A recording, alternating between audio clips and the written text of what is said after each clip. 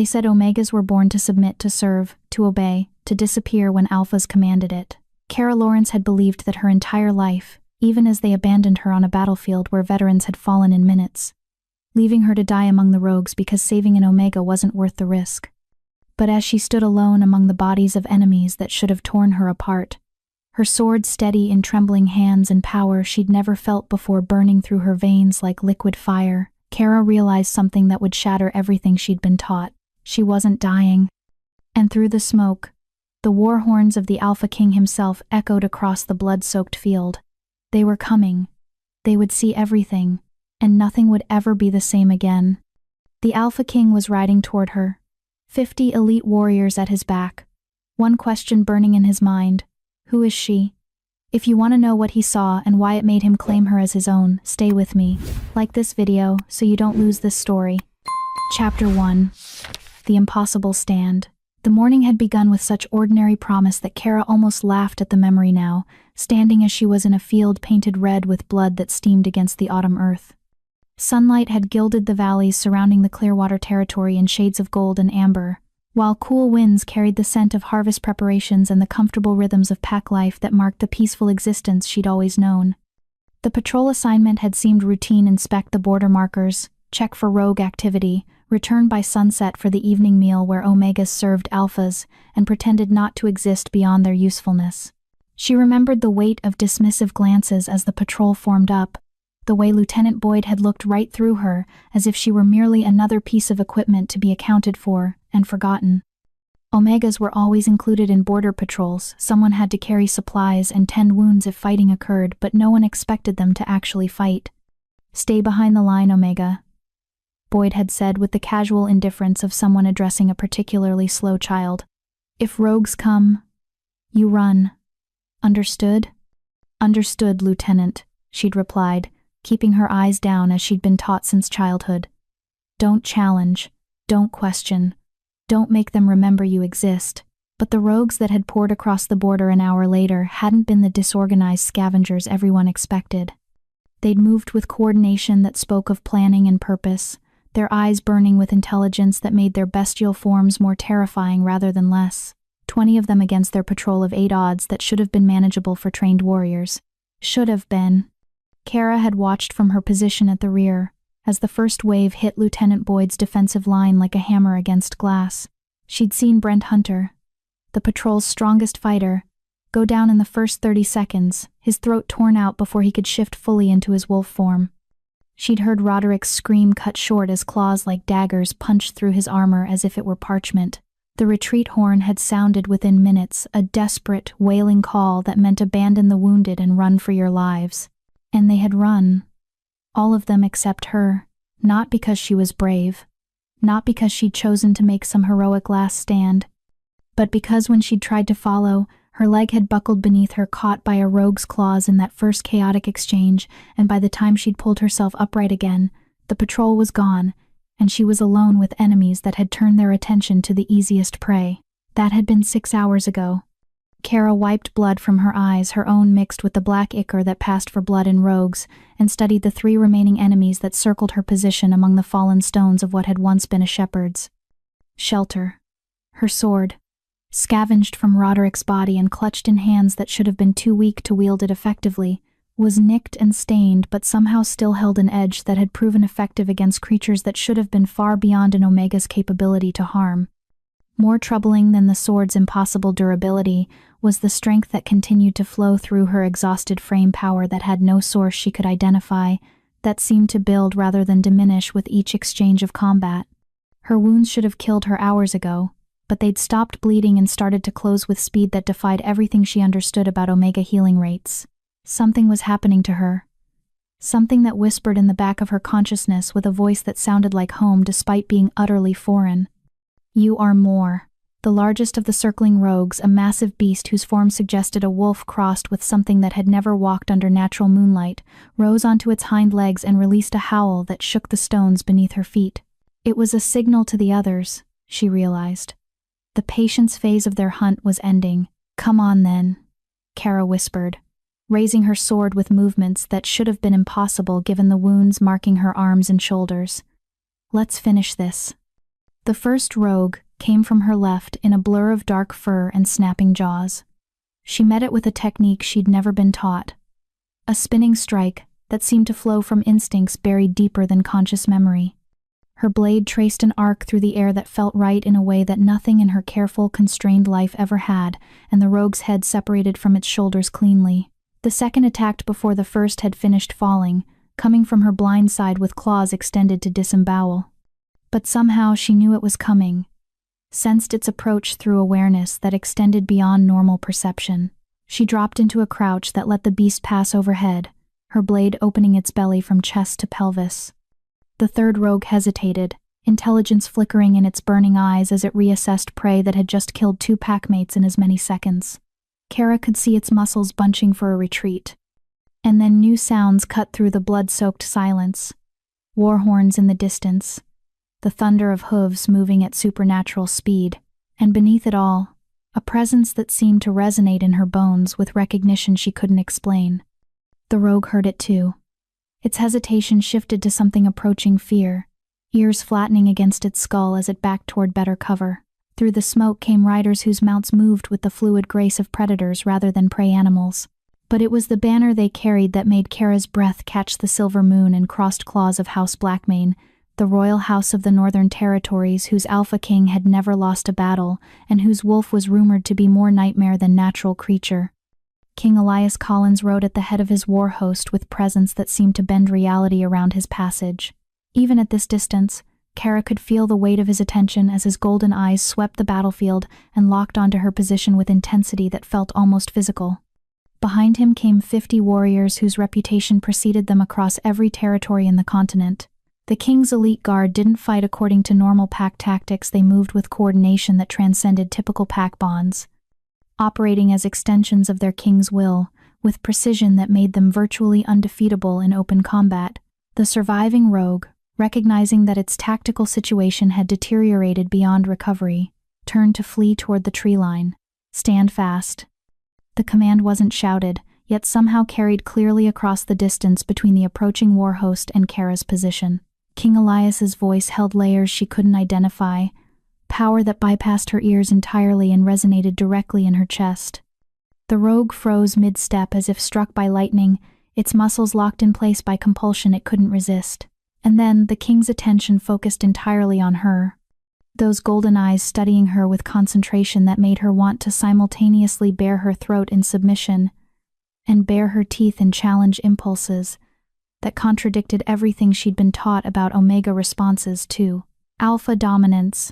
"Continue," he said. And though his voice remained conversational, the command was unmistakable. He wanted to watch her finish this, wanted to see what she truly was. The weight of supernatural attention pressed against Kara's consciousness like a physical force as she turned back to the rogue that had been frozen by royal command. Its eyes rolled with panic, foam flecking its muzzle as it struggled against compulsion that held it as effectively as chains. She should have felt pity, should have felt horror at what she was about to do to a helpless enemy. Instead, she felt only the strange power that had been growing within her throughout this impossible battle surge to new heights, responding to the presence of the watching king with intensity that left her gasping. Her sword began to emit a faint silver glow that matched the color of the moon on his banner. Kara moved without conscious thought, her body flowing through forms she'd never learned but somehow knew, and the rogue died so quickly it had no time to register the strike that separated its head from its shoulders. Silence fell across the battlefield, broken only by her ragged breathing and the soft clink of armor, as 50 elite warriors shifted in their saddles, their attention fixed on the Omega who should not exist yet refused to fall. King Elias dismounted with fluid grace that spoke of centuries of practice, his boots making no sound as he approached her position. Behind him, his warriors remained mounted but watchful, hands resting on weapons with the readiness of soldiers who trusted their king but prepared for all possibilities. "You're injured, Omega," the king said when he reached speaking distance, his tone carrying something that might have been concern beneath the authority. "Yet you stand. Interesting." Kara straightened despite exhaustion that threatened to drop her where she stood, meeting his golden eyes with defiance she didn't understand but couldn't suppress. "I'm functional, Your Majesty." His lips quirked in something that wasn't quite a smile. Functional. Yes, I suppose that's one word for what you are. He gestured to the bodies surrounding her position. 11 rogues, all killed by wounds that spoke of skill far beyond Omega capabilities.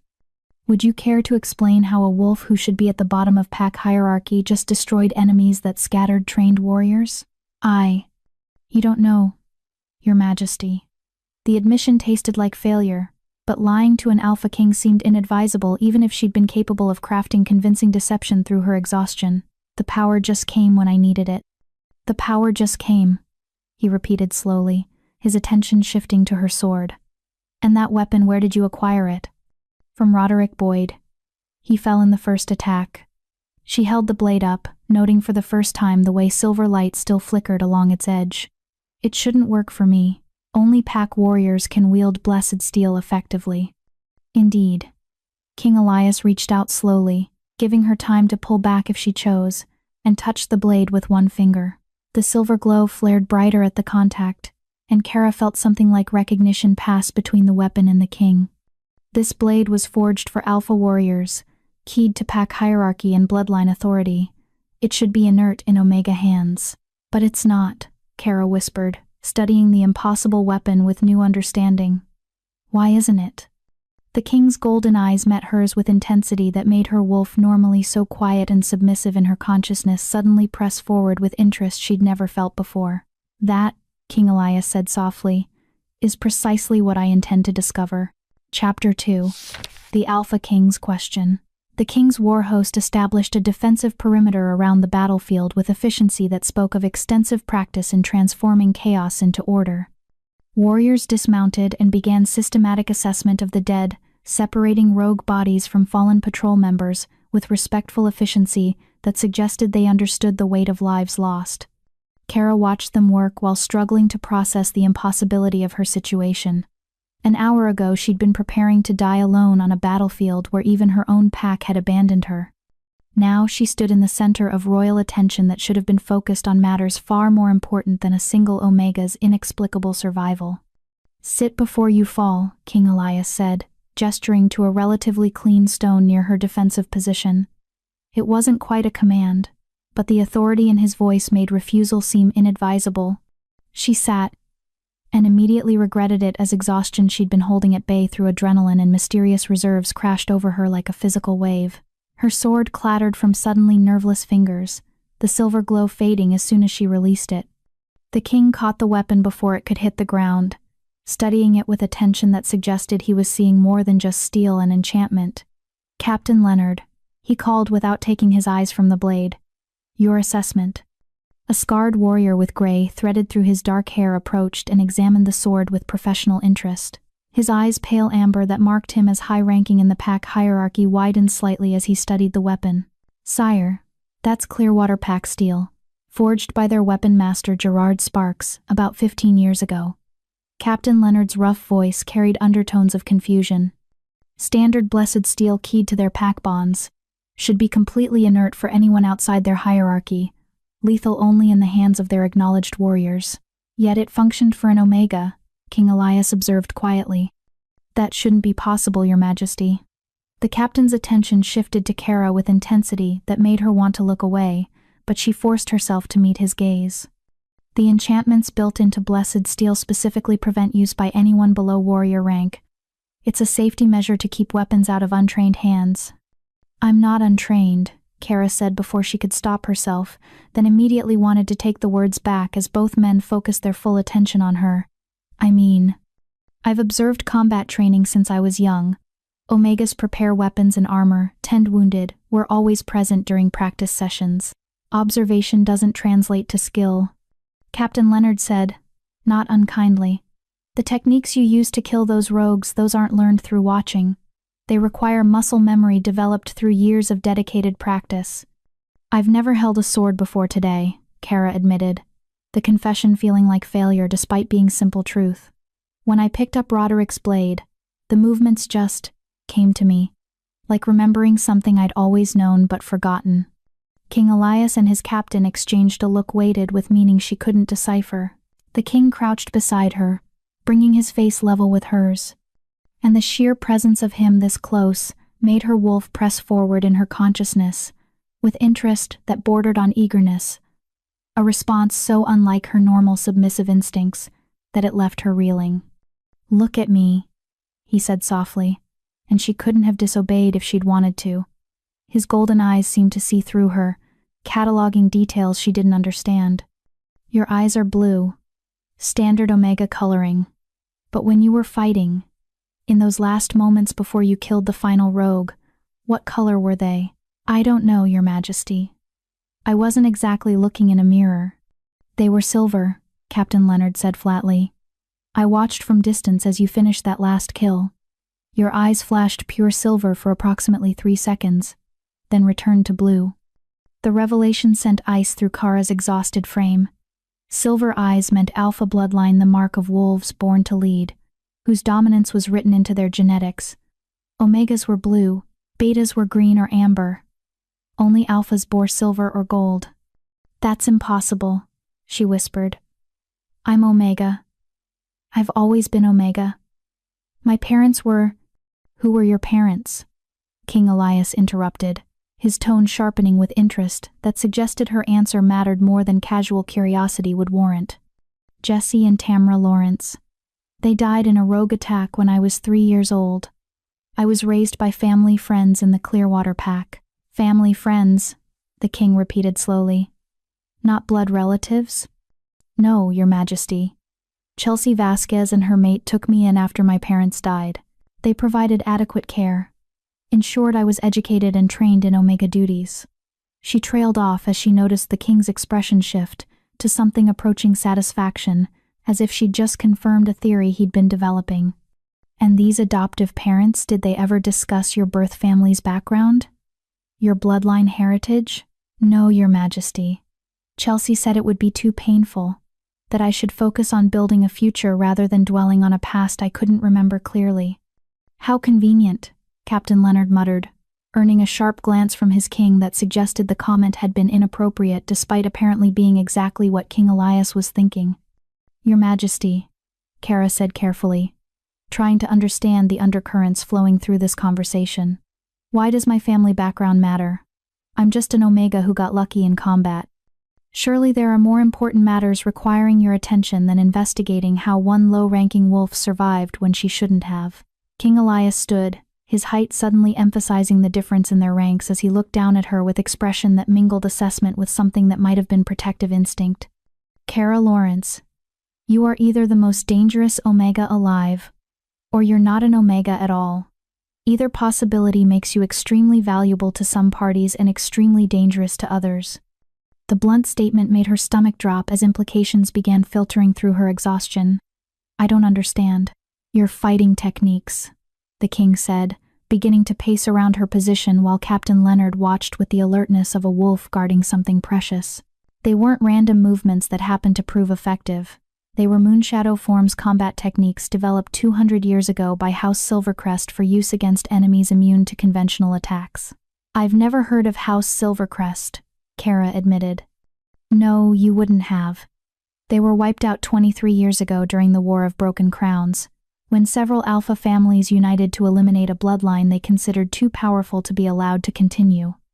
King Elias stopped his pacing directly in front of her, his golden eyes boring into hers with intensity that stole her breath. The Silvercrest line was declared extinct with full honors after the last known member died defending civilians against a shadow spawn incursion. "I don't see what that has to do with me," Kara said, even as a cold certainty began building in her chest that she was about to hear something that would shatter her entire understanding of her own identity. "The Silvercrest wolves were unique," Captain Leonard said, his rough voice carrying weight of someone reciting historical fact. "They possessed abilities that transcended normal pack hierarchy. Their bloodline produced wolves who could manifest alpha traits regardless of their designated rank, whose power responded to necessity rather than genetics.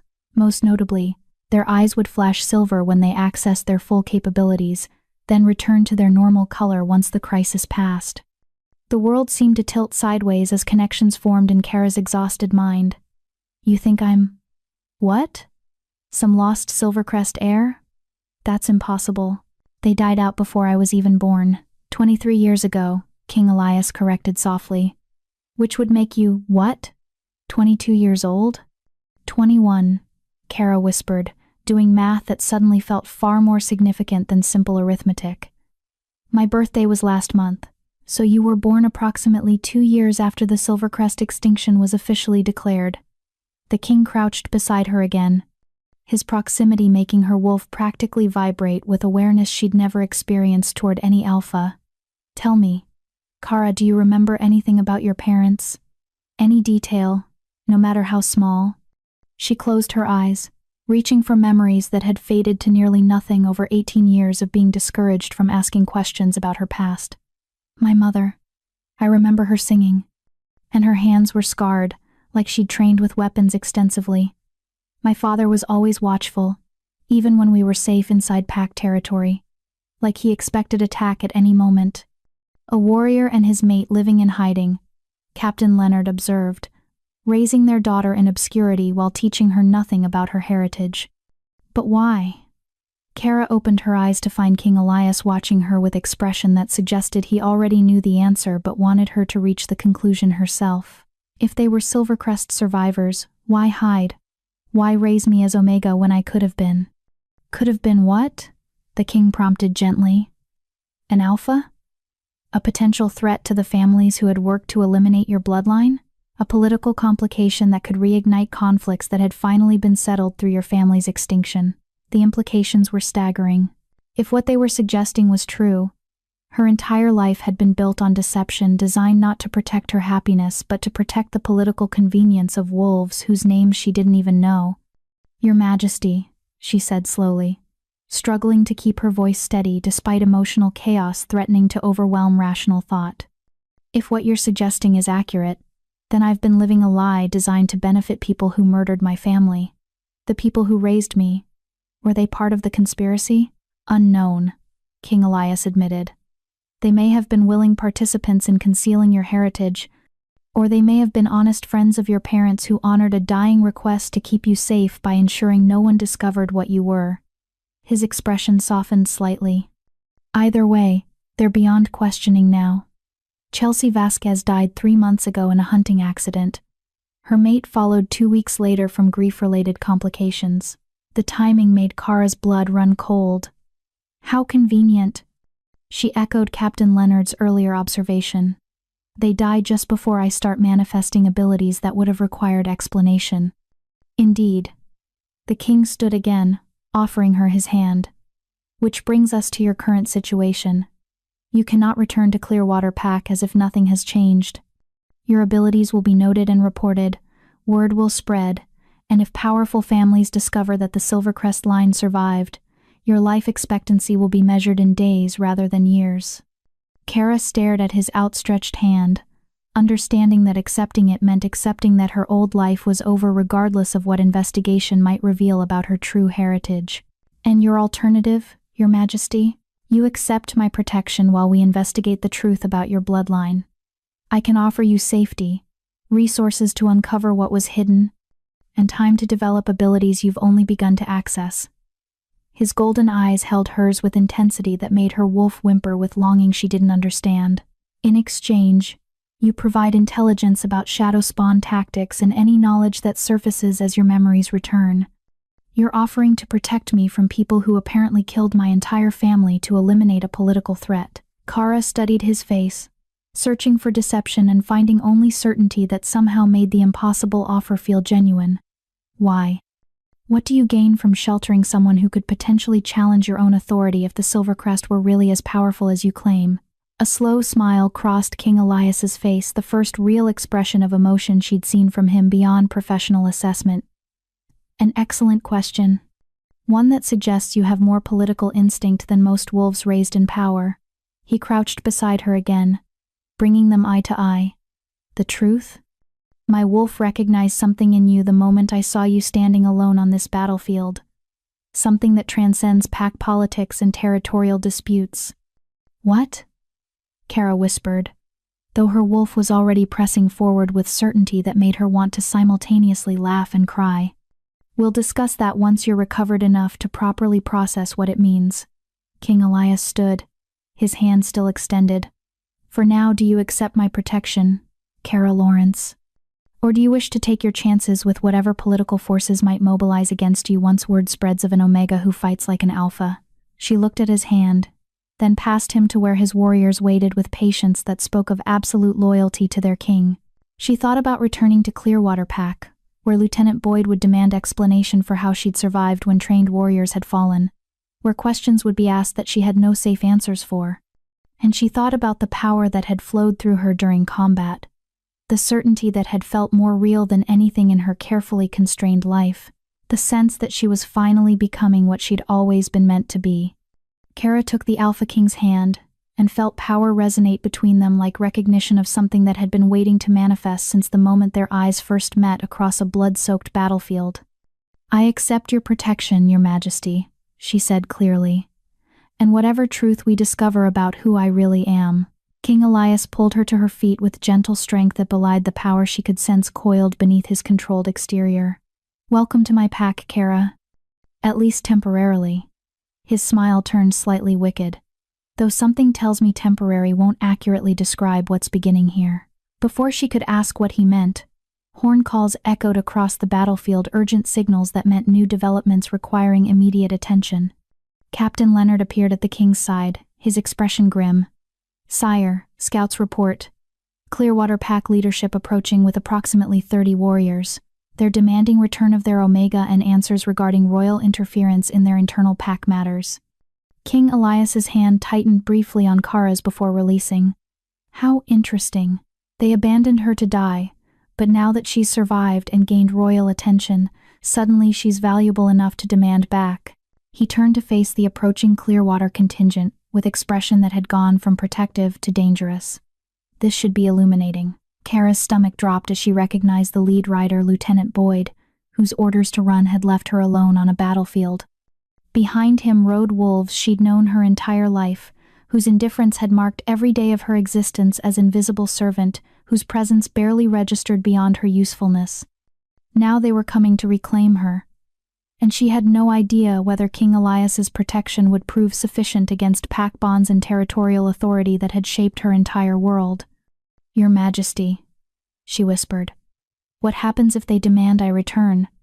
"Pack law gives them authority over their own members." King Elias's smile was all teeth and no warmth. "Pack law is about to discover it has limitations when royal authority decides to take interest in how packs treat their most vulnerable members." He raised his voice to carry across the battlefield. "Captain Leonard, defensive formation. No one approaches the Omega without my explicit permission." As 50 elite warriors moved to positions that transformed casual gathering into military formation, Kara realized that her survival had just triggered a confrontation between royal authority and pack sovereignty, and she was standing at the exact center of a conflict that could reshape territory politics. The real battle, she understood with sudden clarity, was just beginning. Chapter 3. Pack Law and Royal Command. The Clearwater contingent pulled their mounts to a halt at the edge of King Elias's defensive perimeter, their formation designed to project authority rather than aggression. Lieutenant Boyd dismounted with practiced ease, his expression carefully neutral despite the tension radiating from every line of his body. "Your Majesty," he said, executing a bow that managed to convey respect while simultaneously suggesting he was honoring formality rather than acknowledging superior authority. "We've come to retrieve our pack member and offer our gratitude for your intervention against the rogue threat." "Your pack member," King Elias repeated slowly, his tone conversational despite the steel underlying every word. "Would that be the same pack member you abandoned on a battlefield to die alone while your patrol fled to safety?" Boyd's jaw tightened, but his voice remained level. "A tactical retreat was necessary to preserve the majority of our force, Your Majesty. The loss of one Omega, while regrettable, was preferable to losing our entire patrol to enemies that had already killed 3 trained warriors." "The loss of one Omega," the king said, taking a single step forward that somehow transformed the space between them into a challenge, despite the dozen feet that still separated them. "Tell me, Lieutenant, is that how Clearwater Pack values all its members? Based on their rank? Their usefulness? Your Majesty, I mean no disrespect, but internal pack hierarchy is the sovereign right of each territory's leadership." A new voice joined the conversation, as another rider dismounted an older wolf with silver threading his dark hair and authority that marked him as someone accustomed to command. "I am Aaron Darling, Alpha of Clearwater Pack. While we appreciate your concern for our members' welfare, Pack law is clear regarding territorial sovereignty over our own wolves." King Elias's expression didn't change, but Kara felt the temperature drop as his power pressed outward in a wave that made every Clearwater wolf except their alpha take an involuntary step backward. "Alpha Darling, how convenient that you've arrived to reclaim a pack member you left to die. Tell me, would you have made this journey if she'd simply perished as you expected? Or is it perhaps her unexpected survival that makes her suddenly valuable enough to warrant your personal attention?"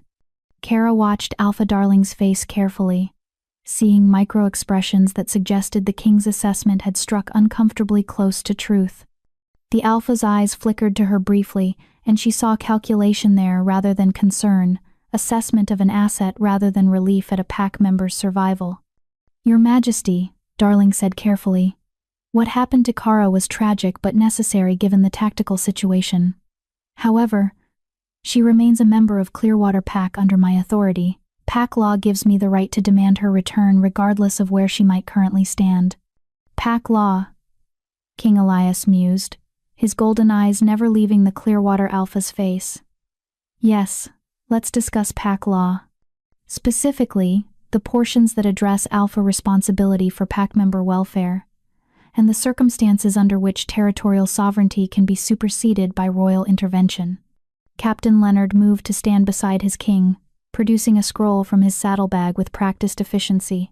"Article 7 of the Continental Pack Accords," he read in his rough voice. "Territorial alphas maintain sovereign authority over pack members within their borders, provided said authority is exercised in accordance with fundamental welfare standards established by royal decree." Article 12, subsection 3.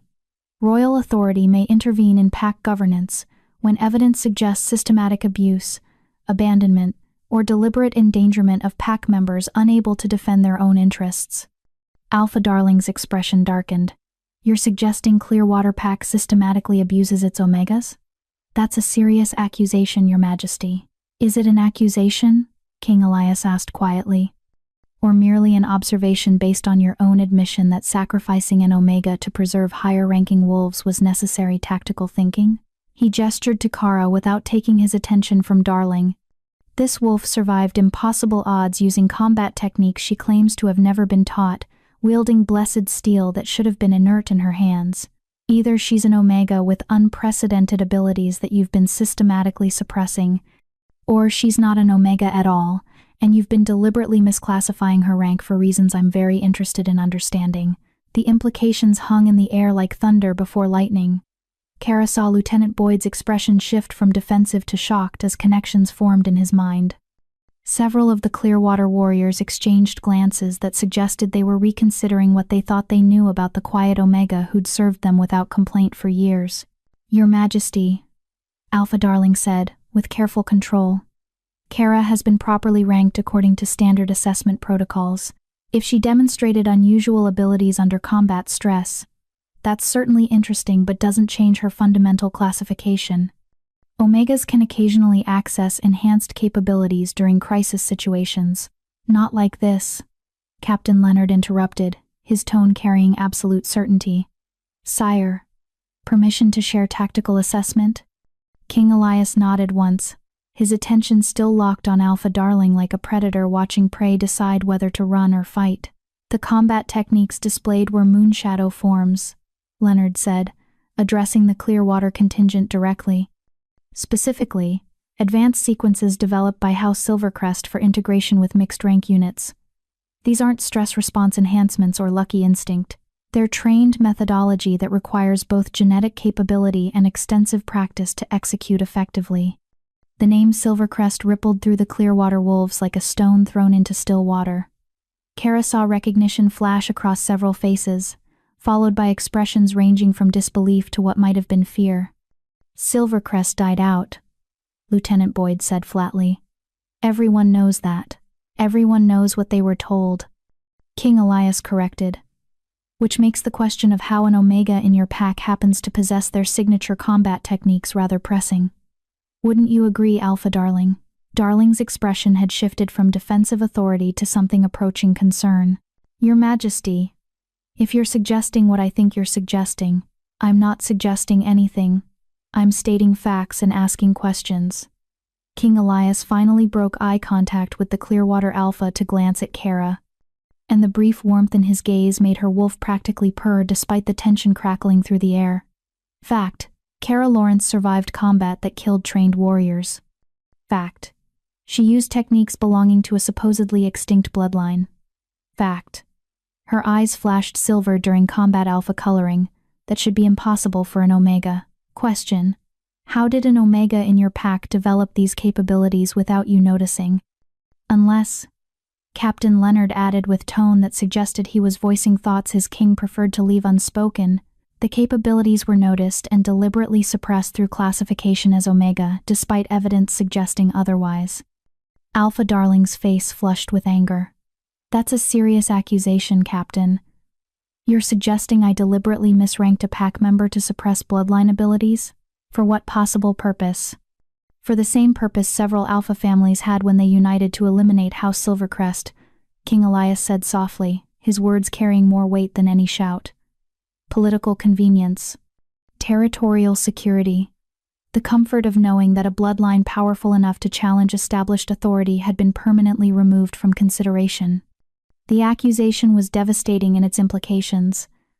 Kara felt her understanding of her entire life shifting beneath her feet like sand in a tide. If what King Elias was suggesting was true, if Alpha Darling had known what she was and deliberately suppressed it, then every moment of her carefully constrained existence had been a lie designed to prevent her from becoming a threat to his authority. Your Majesty, Darling said with dangerous calm, you're basing serious accusations on speculation and circumstantial evidence. Even if Kara does possess unusual abilities, that doesn't prove Silvercrest heritage. It certainly doesn't justify royal intervention in pack sovereignty. Doesn't it? King Elias took another step forward, and this time his power manifested visibly golden light flickering along his skin like contained lightning. Let me be absolutely clear about something, Alpha Darling. I don't need to prove anything to intervene when I suspect a pack is systematically abusing vulnerable members. Article 12 gives me broad authority to investigate and act on suspicions of mistreatment. Your only options are to cooperate with my investigation, or to formally challenge royal authority and face the consequences of that choice. The threat was unmistakable. Challenging royal authority meant potential military action, territorial sanctions, and political isolation that could cripple Clearwater Pack's position in the territorial hierarchy. Darling might hold authority within his borders, but King Elias commanded resources that could make those borders meaningless if he chose to exercise his full power. What are you proposing, Your Majesty? Darling asked, his tone suggesting he knew he'd already lost this confrontation but was trying to salvage what advantage he could. Kara remains under my protection while we investigate her heritage and capabilities. If investigation reveals she was properly classified and simply developed stress responsibilities, she'll be returned to your authority with royal apologies for the inconvenience. King Elias's smile held no warmth. However, if we discover evidence of deliberate suppression or misclassification, Clearwater Pack will face formal inquiry regarding how many other wolves might have been similarly abused. It was a masterful political maneuver, Kara realized. King Elias had transformed her individual situation into a question about systemic pack governance, making her case a test of whether his royal authority would tolerate abuses hidden behind territorial sovereignty. Darling couldn't refuse without appearing to have something to hide, but accepting meant allowing royal investigation into pack internal matters. How long would this investigation require? Darling asked stiffly. As long as necessary to determine truth. King Elias glanced at Kara again, and she saw something in his expression that made her wolf practically vibrate with awareness. Though I suspect we'll have preliminary answers within days rather than weeks. Bloodline heritage has ways of manifesting when wolves are placed in environments where their full capabilities are encouraged rather than suppressed. Lieutenant Boyd stepped forward suddenly, his expression troubled. Your Majesty, permission to speak? King Elias nodded, curiosity flickering across his face. If Kara truly possesses alpha bloodline capabilities, why didn't she manifest them before today? I've known her since she was brought to our pack as a child. She's always been quiet, submissive, typical Omega behavior in every respect.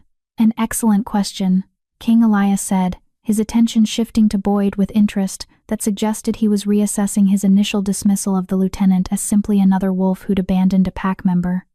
Captain Leonard, your expertise on bloodline suppression? Sire, there are several methods for suppressing inherited capabilities, Leonard replied, his rough voice carrying the weight of someone reciting from extensive knowledge. Physical trauma during development can damage access to genetic traits. Certain herbs and compounds can block supernatural abilities if administered consistently over years. And perhaps most effectively, psychological conditioning that convinces the wolf their capabilities don't exist can prevent manifestation even when genetic potential is present. Kara's stomach dropped as implications crashed over her. Chelsea Vasquez had prepared all her meals as a child, had insisted she take daily vitamin supplements that tasted bitter despite honey added to mask the flavor.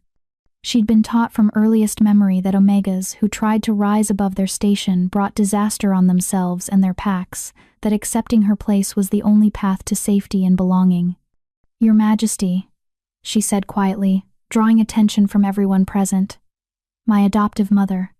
She gave me supplements every day from the time I was old enough to remember.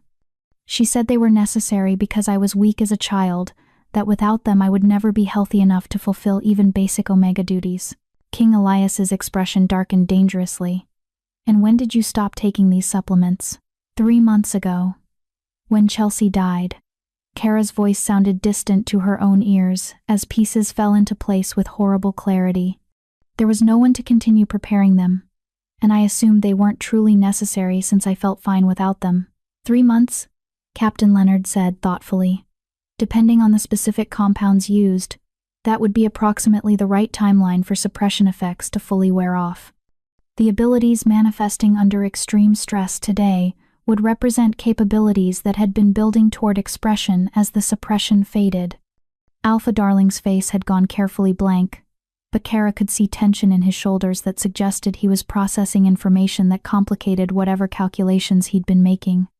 Your Majesty, if Chelsea Vasquez was administering suppression compounds, that was done without pack authority or knowledge.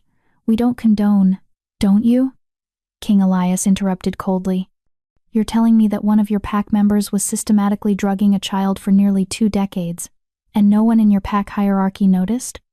Your healers never questioned why a supposedly weak Omega required daily supplements? Your warriors never wondered why Blessed Steel went inert in her hands despite her being present during combat training for years? The questions hung in the air like accusations, each one highlighting failures of oversight that suggested either incompetence or complicity. Darling's silence spoke volumes about which explanation was more likely. I think, King Elias said with dangerous calm, that formal investigation of Clearwater Pack governance is absolutely necessary. Captain Leonard, you'll remain here, with 20 warriors to begin preliminary assessment. I want records of every Omega classification decision made in the past 25 years, interviews with pack healers regarding supplement protocols, and documentation of any wolves who died or disappeared under circumstances that might warrant closer examination. Sire, Leonard said with satisfaction that suggested he'd been hoping for exactly this order. It will be my pleasure. Alpha Darling looked like he wanted to argue, but the political reality was inescapable. Refusing royal investigation at this point would be tantamount to admitting guilt. His only option was cooperation, and hope that investigation didn't uncover evidence of active conspiracy beyond what Chelsea Vasquez had done independently. Your Majesty is of course welcome to investigate, Darling said with stiff formality. Clearwater Pack has nothing to hide. Excellent, King Elias replied, his tone making clear he believed exactly the opposite. Then, you won't object to Kara remaining under my protection during investigation rather than returning to Pack territory where evidence might be compromised. It wasn't a question. Darling's expression made clear he understood he was being outmaneuvered at every turn, but he nodded with as much dignity as he could muster. As your Majesty wishes. King Elias turned to Kara, his expression softening as he took in her exhausted state and the way she was struggling to process revelations that had shattered her understanding of her entire life. Can you ride? We have several hours' travel to reach my territory, and I'd prefer to have you under proper security before word spreads about today's events." "I can ride, Your Majesty," Kara said, though truthfully she wasn't certain her legs would support her weight once she stood.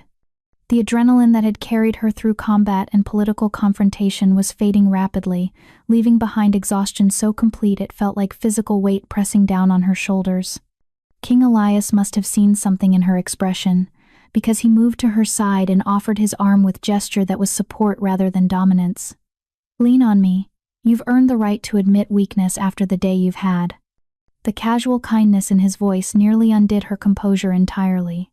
Kara accepted his support, feeling power and warmth radiating from him as he guided her toward a horse that one of his warriors had prepared. But as they walked, she caught Alpha Darling watching her with expression that sent chills down her spine. Assessment mixed with something that might have been calculation, or might have been concern about problems she represented that he'd thought permanently solved. "Your Majesty," she murmured quietly enough that only he could hear. "He's afraid of me." "Why is he afraid?" King Elias helped her mount with gentle efficiency before responding in equally quiet tones. "Because if you truly are Silvercrest, your very existence invalidates territorial settlements that have been considered stable for 20 years. Noble families who divided Silvercrest lands among themselves would face legitimate challenges to their authority. And more than that." He paused, his golden eyes meeting hers with intensity that stole her breath. "Silvercrest wolves weren't just powerful. They were prophesied to produce a wolf who could unite all territories under single authority, and High Alpha who would transcend pack politics entirely." "You think I might be this prophesied wolf?" Kara asked, the idea so absurd she would have laughed if not for the complete seriousness in his expression. "I think," King Elias said carefully, "that we're going to discover exactly what you are, and I suspect the answer will change everything."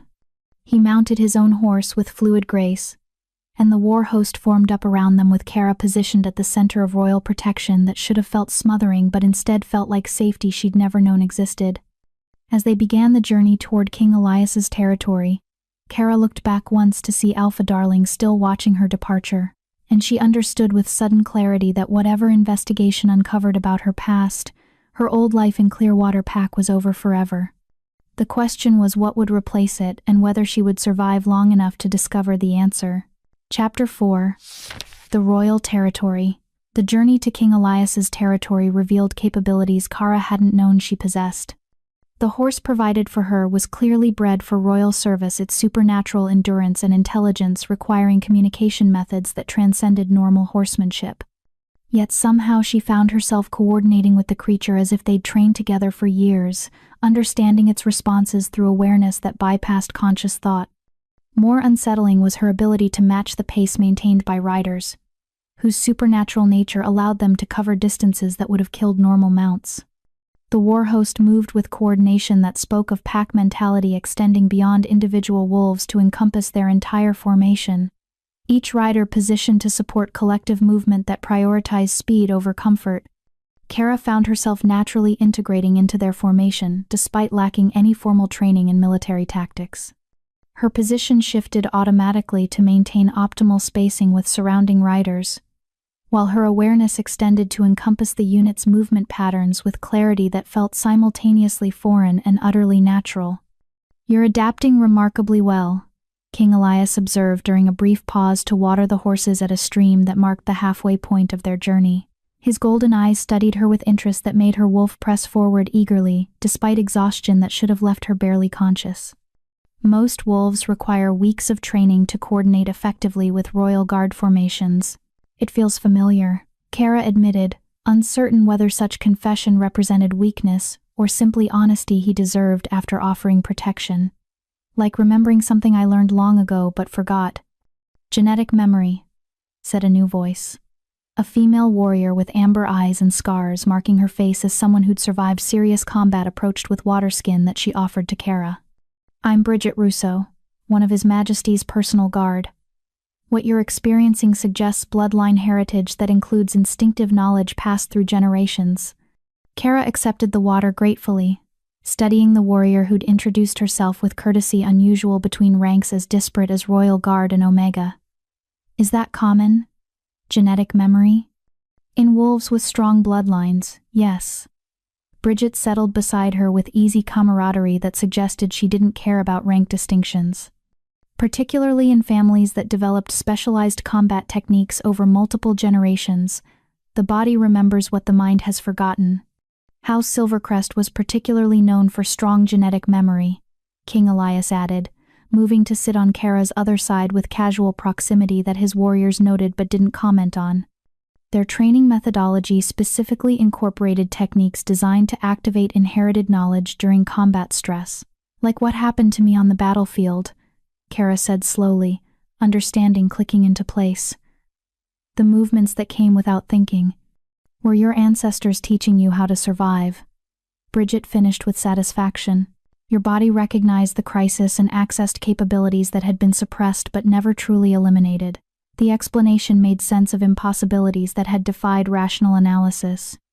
But it also reinforced uncomfortable truths about how thoroughly her development had been manipulated by people she'd trusted to have her best interests in mind. Your Majesty, Kara said carefully, if Chelsea really was suppressing inherited capabilities, why would she do that? What did she gain from keeping me weak? King Elias's expression darkened. That's one of several questions we'll be investigating. But I suspect the answer involves someone paying her to ensure you never realized what you were. Who would benefit from that? Anyone who profited from your family's extinction, Bridget said bluntly, earning a sharp look from her king that she met with expression suggesting she was simply stating obvious truth. Silvercrest territories were divided among 5 noble families after the bloodline was declared ended.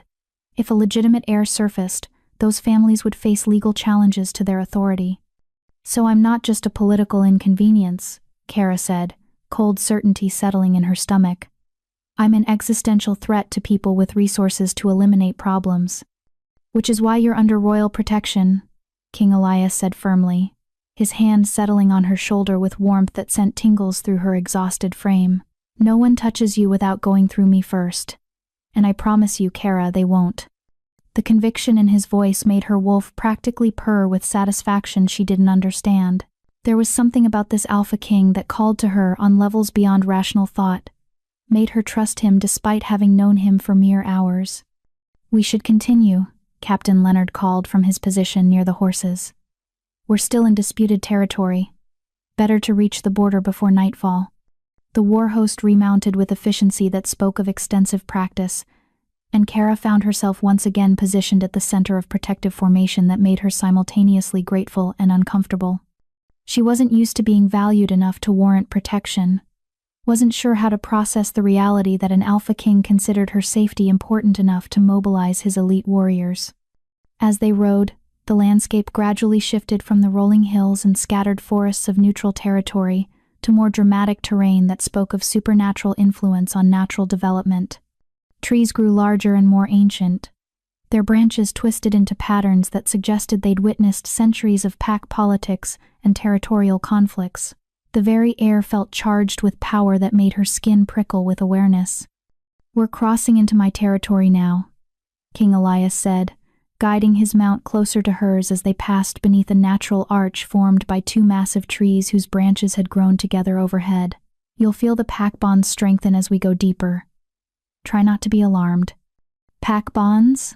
Kara asked, confused about what she was supposed to feel. But I'm not part of your pack. The words died as sensation crashed over her like a wave. Awareness of every wolf in the formation suddenly crystallized in her consciousness with clarity that went beyond normal pack sense. She could feel their emotional states, their tactical assessments, their absolute loyalty to their king. More unsettling still, she could feel King Elias himself as a blazing presence that seemed to anchor everything else, power and control wrapped around protective instinct that focused entirely on her. What? She gasped, struggling to process input that threatened to overwhelm her already exhausted mind. How is this possible? I shouldn't be able to feel your pack bonds this clearly. You shouldn't, King Elias agreed, his tone carrying mix of concern and satisfaction. Unless your bloodline heritage includes capabilities that transcend normal pack hierarchy. He guided his horse even closer until they were riding almost stirrup to stirrup. Focus on my presence. Use it as anchor against the overflow. Kara did as instructed, directing her attention toward the blazing awareness of him in her consciousness. Immediately, the chaotic input from 50 warriors organized itself into comprehensible patterns, arranging around his presence like satellites around a sun. The relief was instantaneous and profound. "Better?" he asked, golden eyes searching her face with intensity that made her heart race. "Yes," she managed. "But Your Majesty, this isn't normal, is it? Even for wolves with strong bloodlines?" "No," Bridget answered from her position slightly behind them, her tone carrying awe that suggested even she found this development remarkable. "What you're experiencing is high alpha sense, the ability to perceive and integrate pack bonds across multiple territories. It's the capability that would allow a single wolf to unite all packs under cohesive leadership." "The prophesied ability," Kara whispered, remembering King Elias's earlier comment about Silvercrest wolves being destined to produce a high alpha. "One of several indicators we'll be watching for," King Elias confirmed. "But let's not get ahead of ourselves. First we get you to safety, proper rest, and competent healing for injuries you've been ignoring. Then we start formal investigation of your heritage." As if his words had reminded her body of its depleted state, exhaustion crashed over Kara with renewed force. She swayed in the saddle, vision blurring as adrenaline finally gave out entirely. Strong arms caught her before she could fall, and she found herself pulled across to King Elias's mount, held securely against his chest as he took control of both horses with casual skill. "Sleep," he murmured, his voice resonating through her awareness like command and comfort combined. "You're safe now." Kara wanted to protest that Omegas didn't sleep in alpha arms, that propriety demanded she maintain proper distance, that people would talk and assume things that complicated already complex political situations. Instead, surrounded by his warmth and the steady beat of his heart against her cheek, she surrendered to exhaustion and let darkness claim her consciousness. She woke to softness and warmth utterly unlike anything she'd experienced in her carefully constrained life. The bed beneath her felt like sleeping on clouds, and blankets covered her that must have cost more than everything she'd ever owned combined. Sunlight filtered through windows hung with curtains in deep blue that matched the sky beyond.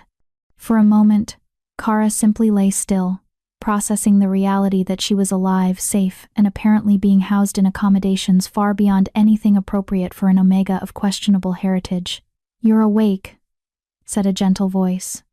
A woman with kind eyes and healer marks on her sleeves approached the bed, carrying a tray that smelled of food and herbs. "I'm Angelita Campos, Royal Healer. How are you feeling?" "Like I fought an army and lost," Kara admitted, trying to sit up and discovering that her body had opinions about movement that involved sharp protest from approximately every muscle group. "You fought an army and won," Angelita corrected with slight smile. "Though you certainly paid the price for it. I've treated your injuries as best I could, but you'll need several more days of rest and healing before you're fully recovered." Kara accepted the tray, discovering she was ravenous despite exhaustion. "Where am I?" "The Royal Residence, North Wing Guest Quarters." Angelita settled into a chair beside the bed, studying Kara with professional interest that suggested she was cataloging more than just physical injuries. "His Majesty insisted you be housed in rooms appropriate for a visiting dignitary rather than assigned to standard guest quarters." "That seems excessive for an Omega of uncertain heritage," Kara observed, though warmth spread through her chest at evidence that King Elias considered her worthy of such consideration. "His Majesty doesn't consider you an Omega," Angelita said bluntly. "And neither do I, based on the injuries you sustained and survived. Normal Omega physiology wouldn't have withstood the blood loss and tissue damage you experienced. The fact that you were conscious and functional when you arrived here suggests healing capabilities consistent with alpha bloodlines." Kara set down the cup she'd been raising to her lips, appetite suddenly forgotten. "You're certain?" "As certain as I can be without formal bloodline testing." Angelita's expression softened. "I understand this is overwhelming, discovering that everything you believed about yourself may have been deliberately constructed deception. But I want you to know that whatever we discover about your heritage, you're safe here. His Majesty has made your protection his personal priority." "Why?" Kara asked, voicing the question that had been circling her mind since the moment King Elias had first offered his hand on that blood-soaked battlefield. "Why does he care what happens to me? I'm nobody, or at least, I was nobody until yesterday." Angelita smiled with expression that suggested she knew more than she was willing to share. Perhaps you should ask His Majesty that question directly. He's been waiting for you to wake. Shall I tell him you're ready to receive visitors? Kara looked down at herself, discovering she'd been changed into a sleeping gown of soft fabric that probably cost more than she'd earned in a year of garrison duty. Her hair was clean and braided, her wounds bandaged with competence that spoke of extensive healing expertise. I'm hardly dressed to receive the king, she protested. His Majesty has seen you covered in blood and barely conscious. I don't think a nightgown will scandalize him. Angelita stood, heading toward the door. I'll give you a few minutes to finish eating, then send him in. Try not to be too nervous, he's far less terrifying when he's not commanding armies. The healer left before Kara could formulate response to that statement, leaving her alone with her thoughts and growing anxiety about confronting an Alpha King while dressed inappropriately and uncertain about proper protocol. She forced herself to eat mechanically, knowing her body needed fuel even if her stomach was twisted with nerves. By the time she'd finished, enough time had passed that the knock on her door didn't startle her quite as much as it might have otherwise. Come in, she called, setting the tray aside and trying to arrange herself into something approaching dignified posture despite being in bed and dressed for sleep. King Elias entered alone, without the warriors who'd surrounded him during their journey. He'd changed from travel clothes into more casual attire that somehow made him seem more rather than less imposing power that didn't need formal trappings to be obvious in every line of his body. Kara, he said, his voice warm with relief as he approached the bed. How are you feeling? Like I've been thoroughly lectured by competent healers about ignoring serious injuries, she replied, aiming for lightness and mostly succeeding. Angelita seems quite firm in her opinions about proper recovery protocols. His smile transformed his face from imposing authority to someone approachable and genuine. She's the best healer in the Northern Territories. If she says you need rest, I trust her judgment completely.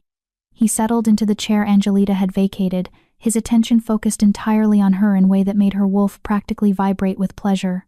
I wanted to check on you personally and discuss what happens next. What does happen next? Kara asked, grateful for direct approach that bypassed awkward small talk. Your healer says I'm not actually Omega, you believe I might be Silvercrest heir, and apparently my continued existence threatens political stability. That's a significant amount of upheaval from yesterday morning when my biggest concern was carrying supplies for a border patrol. An accurate summary. King Elias agreed, leaning forward with elbows on his knees in posture that suggested he was settling in for serious conversation. Here's what I propose. First, we conduct formal bloodline testing to determine your actual heritage. That will take approximately 3 days and requires cooperation from specialized healers who can assess genetic markers with precision. And if testing confirms I'm Silvercrest, then we face complicated political situation that will require careful navigation. But you won't face it alone. His golden eyes held hers with intensity that made her breath catch. Regardless of what testing reveals, you remain under my protection. That's not negotiable. Your Majesty, Elias, he interrupted gently. When we're private, you can call me Elias. The formality is unnecessary between us. The casual permission to use his given name felt more intimate than it probably should. Elias, Kara said carefully, testing how it felt on her tongue. Why are you doing this? Protecting me comes with significant political complications. You said yourself that powerful families benefited from my bloodline's extinction. Making yourself my shield means making yourself their target. Yes, he agreed simply, with a smile that suggested the danger didn't concern him remotely. It does. That doesn't answer my question. Doesn't it? Elias stood, moving to sit on the edge of her bed, with proximity that should have been inappropriate, but instead felt natural. Kara, from the moment I saw you standing alone on that battlefield, my wolf recognized something in you. Something that goes beyond political calculations or territorial concerns. Her heart was racing now, pulse pounding as implications of his words crashed over her awareness. What are you saying? I'm saying, Elias replied softly, reaching out to take her hand in his with gentle strength that made her wolf practically sing with joy. That politics aside, heritage investigation aside, everything else aside, you're mine to protect. And I'm not going to apologize for that or try to make it more complicated than it needs to be. Kara stared at their joined hands, processing revelation that changed everything. You're talking about mate bonds. I'm talking about what my wolf has been screaming at me since the moment we met. His thumb traced patterns on her palm that sent tingles up her arm. Whether you feel it too, or whether you need time to process everything else first, I can wait. But I won't lie about what you are to me. She should have been overwhelmed. Should have demanded space to process emotional revelation on top of identity crisis. Should have reminded him that she was still technically Omega until testing proved otherwise, and mate bonds between Omegas and Alpha Kings were unheard of. Instead, Kara squeezed his hand and let herself acknowledge what her wolf had been trying to tell her since first meeting his golden gaze across blood-soaked battlefield. I feel it too. The smile that transformed Elias's face was brilliant enough to rival the sun. But before he could respond, urgent knocking interrupted the moment. "Sire," Captain Leonard's rough voice carried through the door. "We have a situation. The Council of Alphas has called emergency session. They're demanding your presence immediately." Elias's expression darkened, but he didn't release Kara's hand. "And the stated reason? They say a credible threat to territorial stability has emerged, requiring immediate address." Leonard paused. "Sire, they know about her. And they're calling for her execution before she can claim Silvercrest rights." The warmth that had filled the room moments before evaporated as political reality crashed back over them. Kara saw protective fury flash across Elias's face before he controlled it with visible effort. "Tell them I'll attend their session," he said, his voice carrying absolute authority despite obvious anger. "And tell them that anyone who threatens what's mine will discover exactly why my family has held royal authority for 300 years. He turned back to Kara, golden eyes blazing with promise and possession. "Stay here. Don't leave these rooms until I return. I'll handle the council." "They're going to demand you give me up," Kara said, understanding dawning with horrible clarity. "Choosing me means choosing conflict with every major Alpha family." "Yes," Elias agreed, leaning forward to press his forehead against hers in gesture of intimacy that stole her breath. "It does. And I choose you anyway." Then he was gone, leaving Kara alone with the knowledge that the mate bond she just acknowledged might cost him everything he'd built, and that powerful wolves were already gathering to eliminate the threat she represented before she could claim her heritage. The battle for her survival was just beginning, and this time the enemies wouldn't be rogues on a battlefield, but political forces that had successfully destroyed her entire family once before. Chapter 5. The Council's Demand. The hours after Elias left felt like years. Kara paced the luxurious rooms that had become her gilded cage, her mind racing through scenarios that grew progressively darker with each passing minute. Through the windows, she could see the royal compound stretching below elegant buildings, arranged around courtyards, where warriors trained and servants went about their duties with efficiency that spoke of centuries-old tradition. She was somewhere in the heart of that carefully ordered world, a chaos element that threatened to upend political stability that had held for 2 decades. Angelita returned twice to check her wounds and bring food that Kara barely touched. The healer's worried glances suggested she understood exactly what was happening and disapproved of Kara being left alone with her thoughts during such crisis. "He'll protect you," Angelita said during her second visit, settling beside Kara on the window seat where she'd been watching the compound's activities with hollow attention. "His Majesty doesn't make promises he can't keep. What if protecting me costs him everything?" Kara asked quietly, voicing the fear that had been growing since Leonard's announcement. "The Council of Alphas, that's every major territorial leader, isn't it? If they unite against him." "They won't," Angelita interrupted with certainty that seemed unshakable. "Oh, they'll bluster and threaten and make demands. But when it comes down to actual confrontation with King Elias, most of them will remember why his family has held royal authority for 3 centuries. They're not invincible, but they're close enough that smart wolves don't challenge them without overwhelming cause. And if they decide I'm overwhelming cause," Angelita's expression grew serious, "then we discover whether prophecies about high alphas uniting territories were metaphor or prediction. Because if you truly are what everyone suspects, you're not just a political inconvenience to be eliminated. You're a fundamental shift in pack dynamics that no amount of council authority can suppress permanently." The conviction in her voice should have been comforting. Instead, it reinforced how much pressure was building around Kara's existence forces that would eventually demand resolution one way or another. As afternoon shifted toward evening, Bridget arrived with fresh clothes and apologetic expression. His Majesty sent instructions. The council has demanded your presence at their session. Kara's stomach dropped. They want to confront me directly?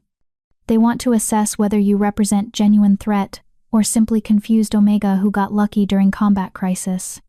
Bridget's tone made clear what she thought of that characterization. His Majesty tried to refuse, but council law gives them right to examine potential claimants to extinct bloodlines before making territorial decisions. In other words, they want to intimidate me into denying my heritage before it's even been confirmed, Kara said, understanding the political calculation behind the demand. Exactly. Bridget held up the clothes' formal attire in deep blue that marked them as appropriate for someone of uncertain but potentially significant status. But His Majesty has a plan. Trust him. An hour later, Kara found herself being escorted through corridors that grew progressively more imposing as they approached the council chambers. Warriors lined the halls at regular intervals, not threatening, but their presence made clear that this was territory where power concentrated and decisions were made that affected thousands. Captain Leonard met them outside massive doors carved with symbols representing every major pack in the Northern Territories. His scarred face was grim, but not unsympathetic as he studied Kara's appearance. You look appropriately dignified, he said with approval. Remember, you don't have to answer questions you're uncomfortable with. His Majesty will intervene if they push too hard. Your job is simply to be yourself and let them see you're not some political manipulator trying to exploit ancient bloodlines for personal gain. Just myself, Kara repeated, wishing that instruction felt more achievable. The problem is, I'm not sure who that is anymore. Then show them the wolf who survived impossible odds and fought with honor even when abandoned by her own pack, Leonard said firmly. That's more than enough. The doors opened, revealing a circular chamber designed to emphasize equality among territorial leaders while simultaneously making clear that this was space where serious matters were decided. 7 alphas sat in high-back chairs arranged around a central floor, where Kara was clearly meant to stand, positioning that would force her to turn constantly to address different speakers, keeping her literally and figuratively off balance.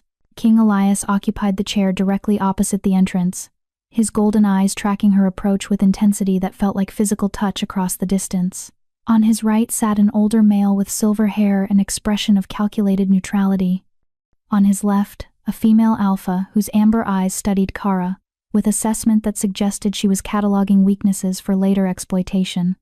The other 4 alphas ranged from middle-aged to ancient, their combined authority pressing against Kara's consciousness like weight that made breathing difficult.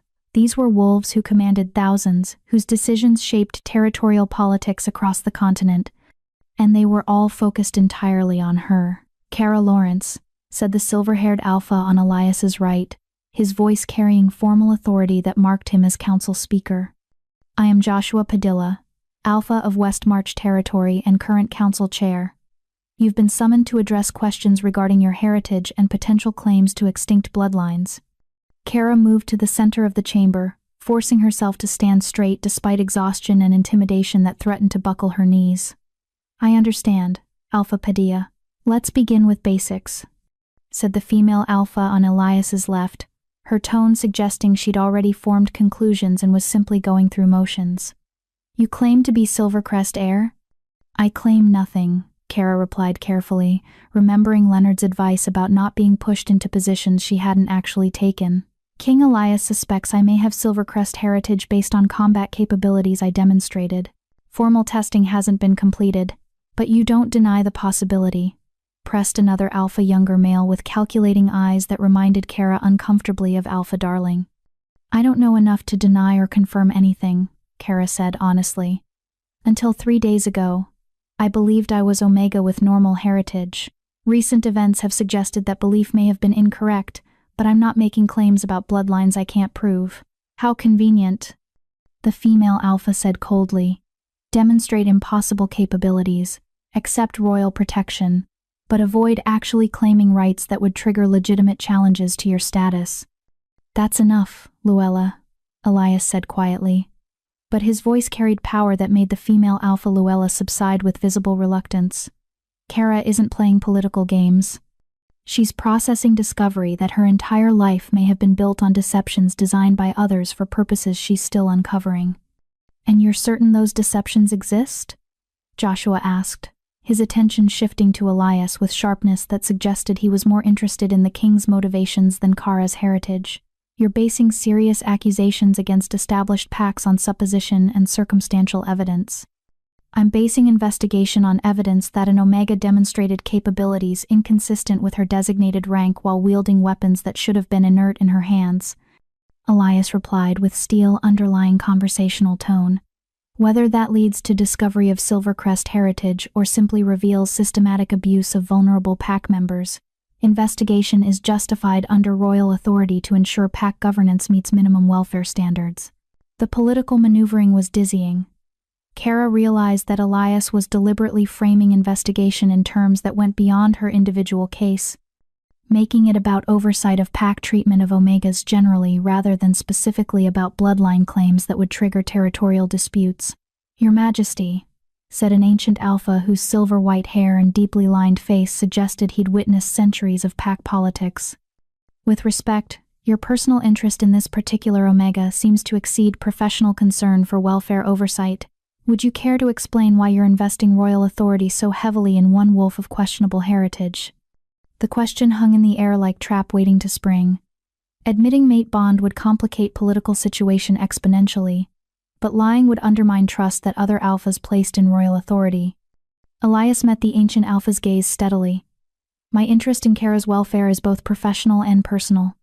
My wolf recognized something in her that transcends political calculations. Whether that recognition proves accurate regarding bloodline heritage remains to be seen. But I won't apologize for following instincts that have guided my family's rule successfully for 3 centuries. He's claiming mate bond," Luella said flatly, her amber eyes narrowing. "You're telling this council that you've bonded with an Omega of completely unknown heritage, potentially complicating territorial politics for personal attachment. I'm telling this council that I'm investigating serious questions about pack governance and welfare oversight," Elias corrected firmly. "My personal feelings about Kara don't change the validity of those questions or my authority to pursue answers. But they do change your objectivity," Joshua observed quietly. "If you've bonded with her, you have vested interest in discovering heritage that justifies that bond. An Omega mate would be problematic for royal succession, but a Silvercrest heir would be quite different matter." The political calculation was laid bare with brutal clarity. If Kara proved to be Omega, Elias's mate choice would be seen as weakness that undermined his authority. But if she proved to be Alpha bloodline, suddenly the bond became strategic alliance that strengthened rather than compromised his position. "My objectivity remains intact," Elias said coldly. "But since Council seems concerned about potential conflicts of interest, I'm willing to accept third-party oversight of heritage testing. Choose your own healers to verify results. I'll cooperate fully with whatever validation process you deem necessary." The offer surprised several council members, their expressions shifting from hostile suspicion to calculation as they reassessed what Elias was proposing. "You'd allow council-appointed healers to conduct testing?" Joshua asked carefully. "Without royal interference or attempts to influence results?" "Completely independent verification," Elias confirmed. "I want answers about Kara's heritage, not confirmation of conclusions I've already reached. If testing proves she's simply Omega with unusual stress response capabilities, I'll accept those results and adjust accordingly." "And if testing proves Silvercrest heritage?" the ancient Alpha asked. "What then?" "Then we address territorial complications that arise from legitimate heir survival using established legal frameworks for resolving bloodline succession disputes," Elias replied. "The same frameworks that were supposedly applied when Silvercrest was declared extinct." "Those frameworks assumed complete extinction," Luella said sharply. "They weren't designed to address scenarios where heirs survived in hiding for 2 decades before suddenly surfacing with convenient royal protection." "Nothing about this is convenient," Kara said, her voice cutting through political debate with frustration she could no longer contain. "I didn't ask to discover my entire life was built on lies. I didn't choose to survive combat that killed trained warriors. And I certainly didn't plan to become political inconvenience that powerful alphas want eliminated before I complicate their comfortable territorial arrangements. The chamber fell silent as council members turned their full attention to her. Kara forced herself to meet their gazes one by one, refusing to show the fear that threatened to choke her. I don't know if I'm Silvercrest, she continued, her voice steady despite her racing heart. I don't know if I'm actually Omega or if my rank was deliberately suppressed for political convenience. What I do know is that people died on that battlefield because Pax decided some lives were worth saving and others weren't. And I know that I survived because something inside me refused to accept that assessment. A pretty speech, Luella said dismissively. But it doesn't address the fundamental question. If you are Silvercrest, what do you intend to do with that heritage? Will you demand return of territories? Challenge existing authority? Claim rights that have been considered settled for 20 years? I don't know, Kara admitted. Because until I understand what was done to my family and why, I can't make informed decisions about anything. But I think I deserve the chance to find those answers before being executed for representing theoretical threat to political stability. No one is suggesting execution, Joshua said, though his tone suggested that option had definitely been discussed before Kara's arrival. Aren't you? Kara challenged, surprising herself with her boldness. Alpha Padilla, you summoned me here to assess whether I'm a genuine threat. That assessment only matters if you're considering eliminating threats you identify. So let's dispense with polite fiction. This council wants to know if killing me now will be easier than dealing with complications my survival represents. The blunt acknowledgement of unspoken subtext sent ripples of reaction through the council members. Several looked uncomfortable, while others showed grudging respect for her directness. You're remarkably perceptive for someone raised as Omega, the ancient Alpha observed with something approaching approval. That kind of political instinct isn't taught.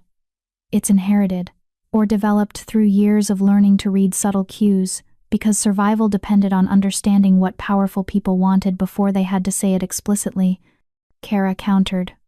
Omegas become very good at reading dominance dynamics.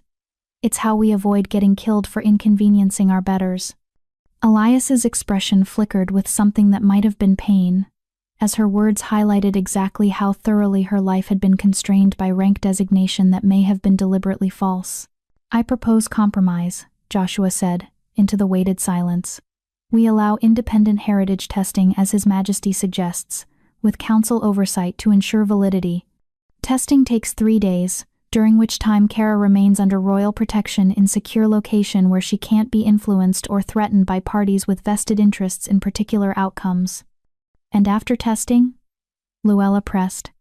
What happens when results confirm or deny Silvercrest heritage? If testing confirms Omega status with unusual abilities, she returns to her pack with council recommendation that her capabilities be properly developed rather than suppressed.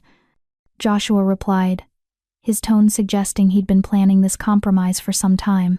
If testing confirms Alpha bloodline unconnected to Silvercrest, similar arrangement applies with opportunity for rank reclassification.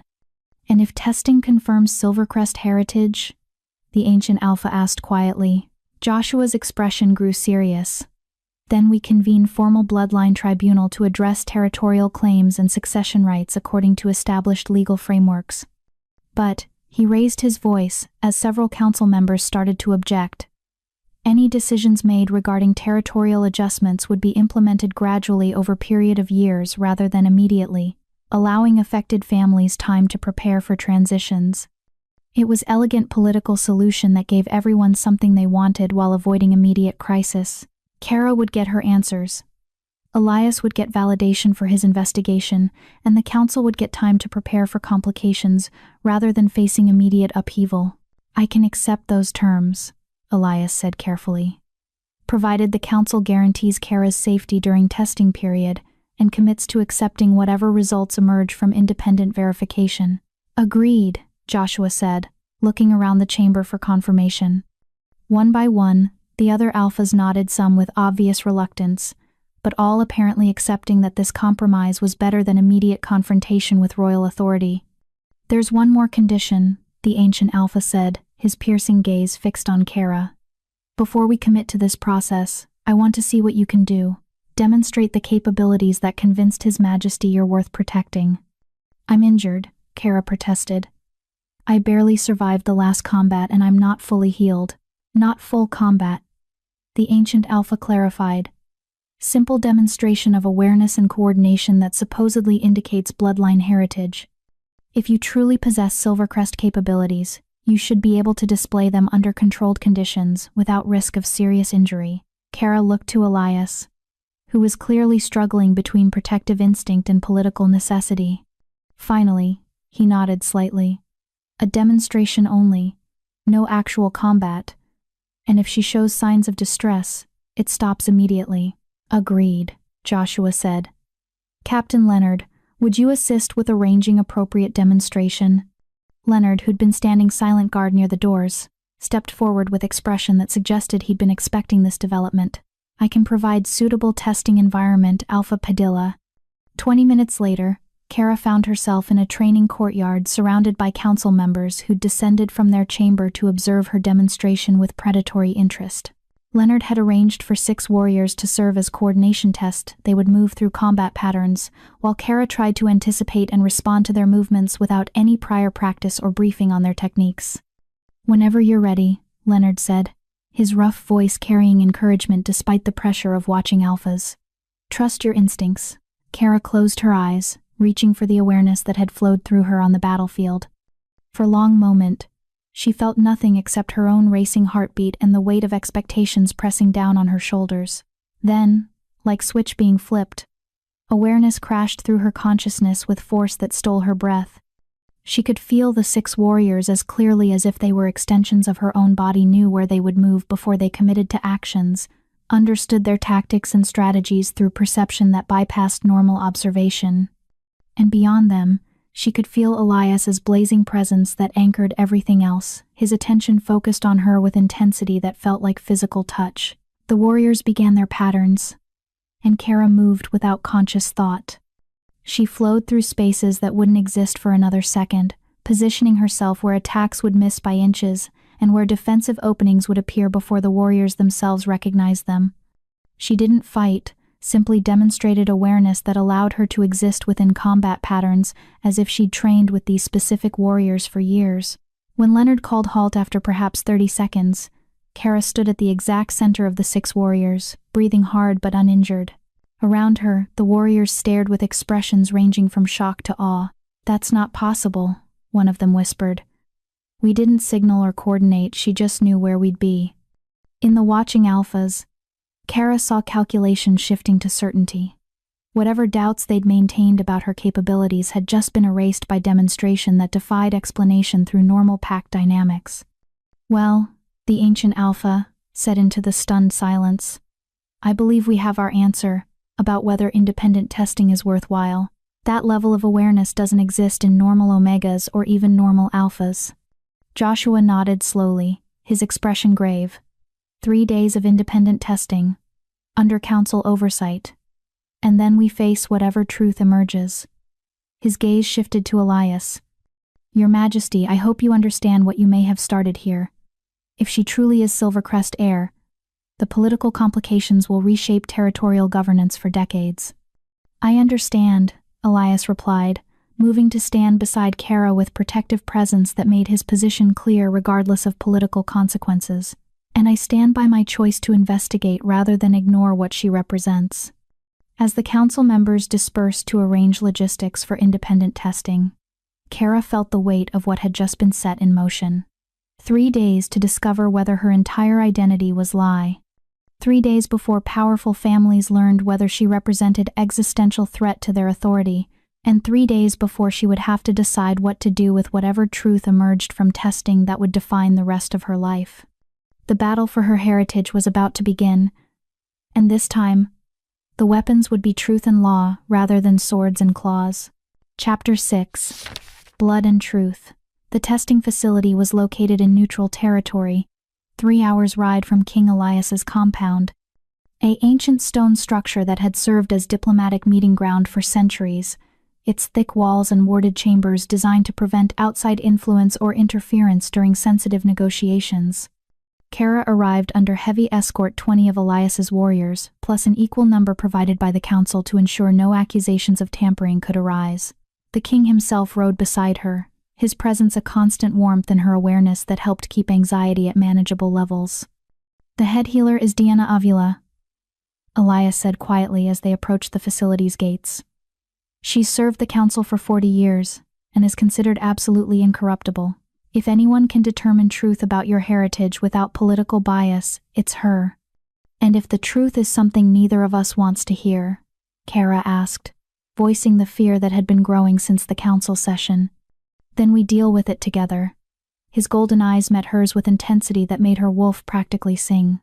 "Whatever the testing reveals, Kara, you're not facing it alone." The facility's interior was surprisingly comfortable despite its fortress-like exterior. Kara was shown to quarters that were modest compared to the royal compound but still far nicer than anything she'd experienced in Clearwater Pack. A sitting room connected to a bedroom and private bathing chamber, with windows that looked out over gardens maintained with obvious care. Dina Avila arrived within the hour, a silver-haired woman with sharp eyes and presence that suggested she'd witnessed enough political machinations to be unimpressed by rank or authority. She studied Kara with professional assessment that felt less invasive than simply thorough.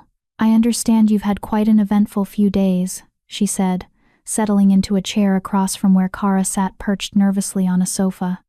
"Before we begin formal testing, I want to hear your story in your own words. No political filtering. No concern about what answers might be convenient. Just truth as you understand it." Kara took a breath and began talking. She described her childhood in Clearwater Pack, the daily supplements Chelsea had insisted were necessary, the careful suppression of curiosity about her parents. She explained the battlefield, the impossible survival, the capabilities that had manifested without warning or explanation. Dina listened without interruption, her expression neutral but her eyes tracking details with precision that suggested she was cataloging information for later analysis. "The supplements you described," she said when Kara finished. "Do you remember what they tasted like? Any specific characteristics?" "Bitter, even with honey added to mask it, and they left a metallic aftertaste that lingered for hours." Kara frowned, trying to recall details she'd never questioned as a child. "Sometimes they made me drowsy, especially if Chelsea increased the dosage." "Increased dosage under what circumstances?" "When I was restless or questioned things too much. When I showed interest in combat training or asked about my parents." The pattern was obvious now in retrospect, though it had seemed like normal parental concern at the time. "She said I needed extra supplements during difficult phases to keep me healthy." Deanna's expression grew grim. "What you're describing is consistent with long-term administration of wolfsbane derivative compounds designed to suppress supernatural capabilities. The dosage would need to be carefully calibrated. Too much would cause permanent damage, too little would allow manifestation of abilities being suppressed." "So it's true," Kara whispered. "Chelsea really was deliberately keeping me weak." "It appears so. But that raises an interesting question: who taught her the proper dosages? Wolfsbane suppression requires expertise most common pack members don't possess. Someone with extensive knowledge of bloodline genetics and pharmaceutical applications would have needed to provide ongoing guidance." The implication was chilling. Chelsea hadn't acted alone in suppressing Kara's capabilities. Someone with sophisticated knowledge had been directing her efforts, ensuring the suppression was effective without being obviously harmful. "Can you determine who that someone was through the testing?" Kara asked. "Possibly. If the compounds left traceable markers in your system, we might be able to identify their specific formulation. That information could point toward particular healers or pharmaceutical specialists who had access to necessary expertise." Deanna stood, gesturing for Kara to follow. "But first, let's establish your actual bloodline heritage. Everything else builds from that foundation." The testing chamber was circular, its walls carved with symbols that Kara didn't recognize but that made her skin prickle with awareness of power. At the center stood a raised platform surrounded by channels cut into the stone floor designed, Dina explained, to contain and direct bloodline energy during testing procedures. "The process is uncomfortable but not dangerous," Dina said, guiding Kara to stand at the platform's center. "I'll take a blood sample and introduce it to reagents that respond to specific genetic markers." The patterns that form will indicate your bloodline heritage with precision that can't be falsified or manipulated. How long does it take? The initial reaction occurs within minutes. Full analysis requires several hours as different reagents are tested in sequence. Deanna prepared a blade with practiced efficiency. Are you ready? Kara nodded, watching as the healer made a precise cut across her palm that stung sharply. Blood welled up, darker than she expected, and Deanna collected it in a crystal vial that seemed to shimmer with internal light. The healer added the first reagent, a silver liquid that mixed with Kara's blood and began to glow with intensity that made her squint against the brightness. Deanna poured the mixture into the channels carved in the floor, and it flowed outward in patterns that resembled tree branches spreading from a central trunk. Interesting, Deanna murmured, studying the patterns with frown of concentration. Very interesting indeed. What does it mean? Kara asked, trying to decipher meaning from shapes that seemed to shift and change as she watched.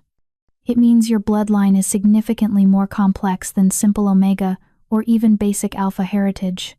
Deanna added a second reagent, this one gold, and watched as new patterns formed overlaying the first. You're carrying markers from multiple noble lines, which suggests your ancestry includes deliberate breeding for specific capabilities. Multiple lines? I don't understand. Noble families occasionally arrange marriages to combine bloodline strengths, creating offspring with enhanced capabilities from both parents. Deanna added a third reagent, and the pattern suddenly blazed with silver-white light so intense that both women had to look away. But what you're showing is unprecedented. At least 4 distinct noble bloodlines with dominant expression, rather than recessive traits. Is that unusual? Unusual doesn't begin to cover it. Most wolves carry noble markers in recessive form present but not expressed. What you're showing suggests all 4 lines are actively manifesting, which should be genetically impossible without. Deanna trailed off, her expression shifting from professional interest to something approaching shock. Without what? Kara pressed. Without the Silvercrest breeding protocols. Deanna's voice had gone quiet with what might have been awe or might have been fear. They were the only family that developed methodology for ensuring multiple noble bloodlines expressed dominantly in offspring. They used it to create warriors with combined capabilities that transcended what any single bloodline could produce. The silver-white light in the channels began to form recognizable shapes, symbols that matched carvings on the chamber walls. Deanna moved around the platform, studying the patterns with intensity that suggested she was seeing something of profound significance. These markers, she said finally, pointing to a cluster of symbols that pulsed with particularly bright light. These are Silvercrest primary genetic signatures. There's no question about your heritage. You're directly descended from the main bloodline, probably no more than 1 or 2 generations removed from the last acknowledged family members. Kara's legs suddenly felt weak, forcing her to sit down on the platform despite Deanna's protest about disrupting the testing patterns. Everything she'd suspected, every impossible theory that had seemed too dramatic to believe, all of it confirmed by blood that didn't lie. So I really am Silvercrest heir, she whispered. You're more than that. Deanna knelt beside the patterns, tracing one particularly complex symbol with her finger.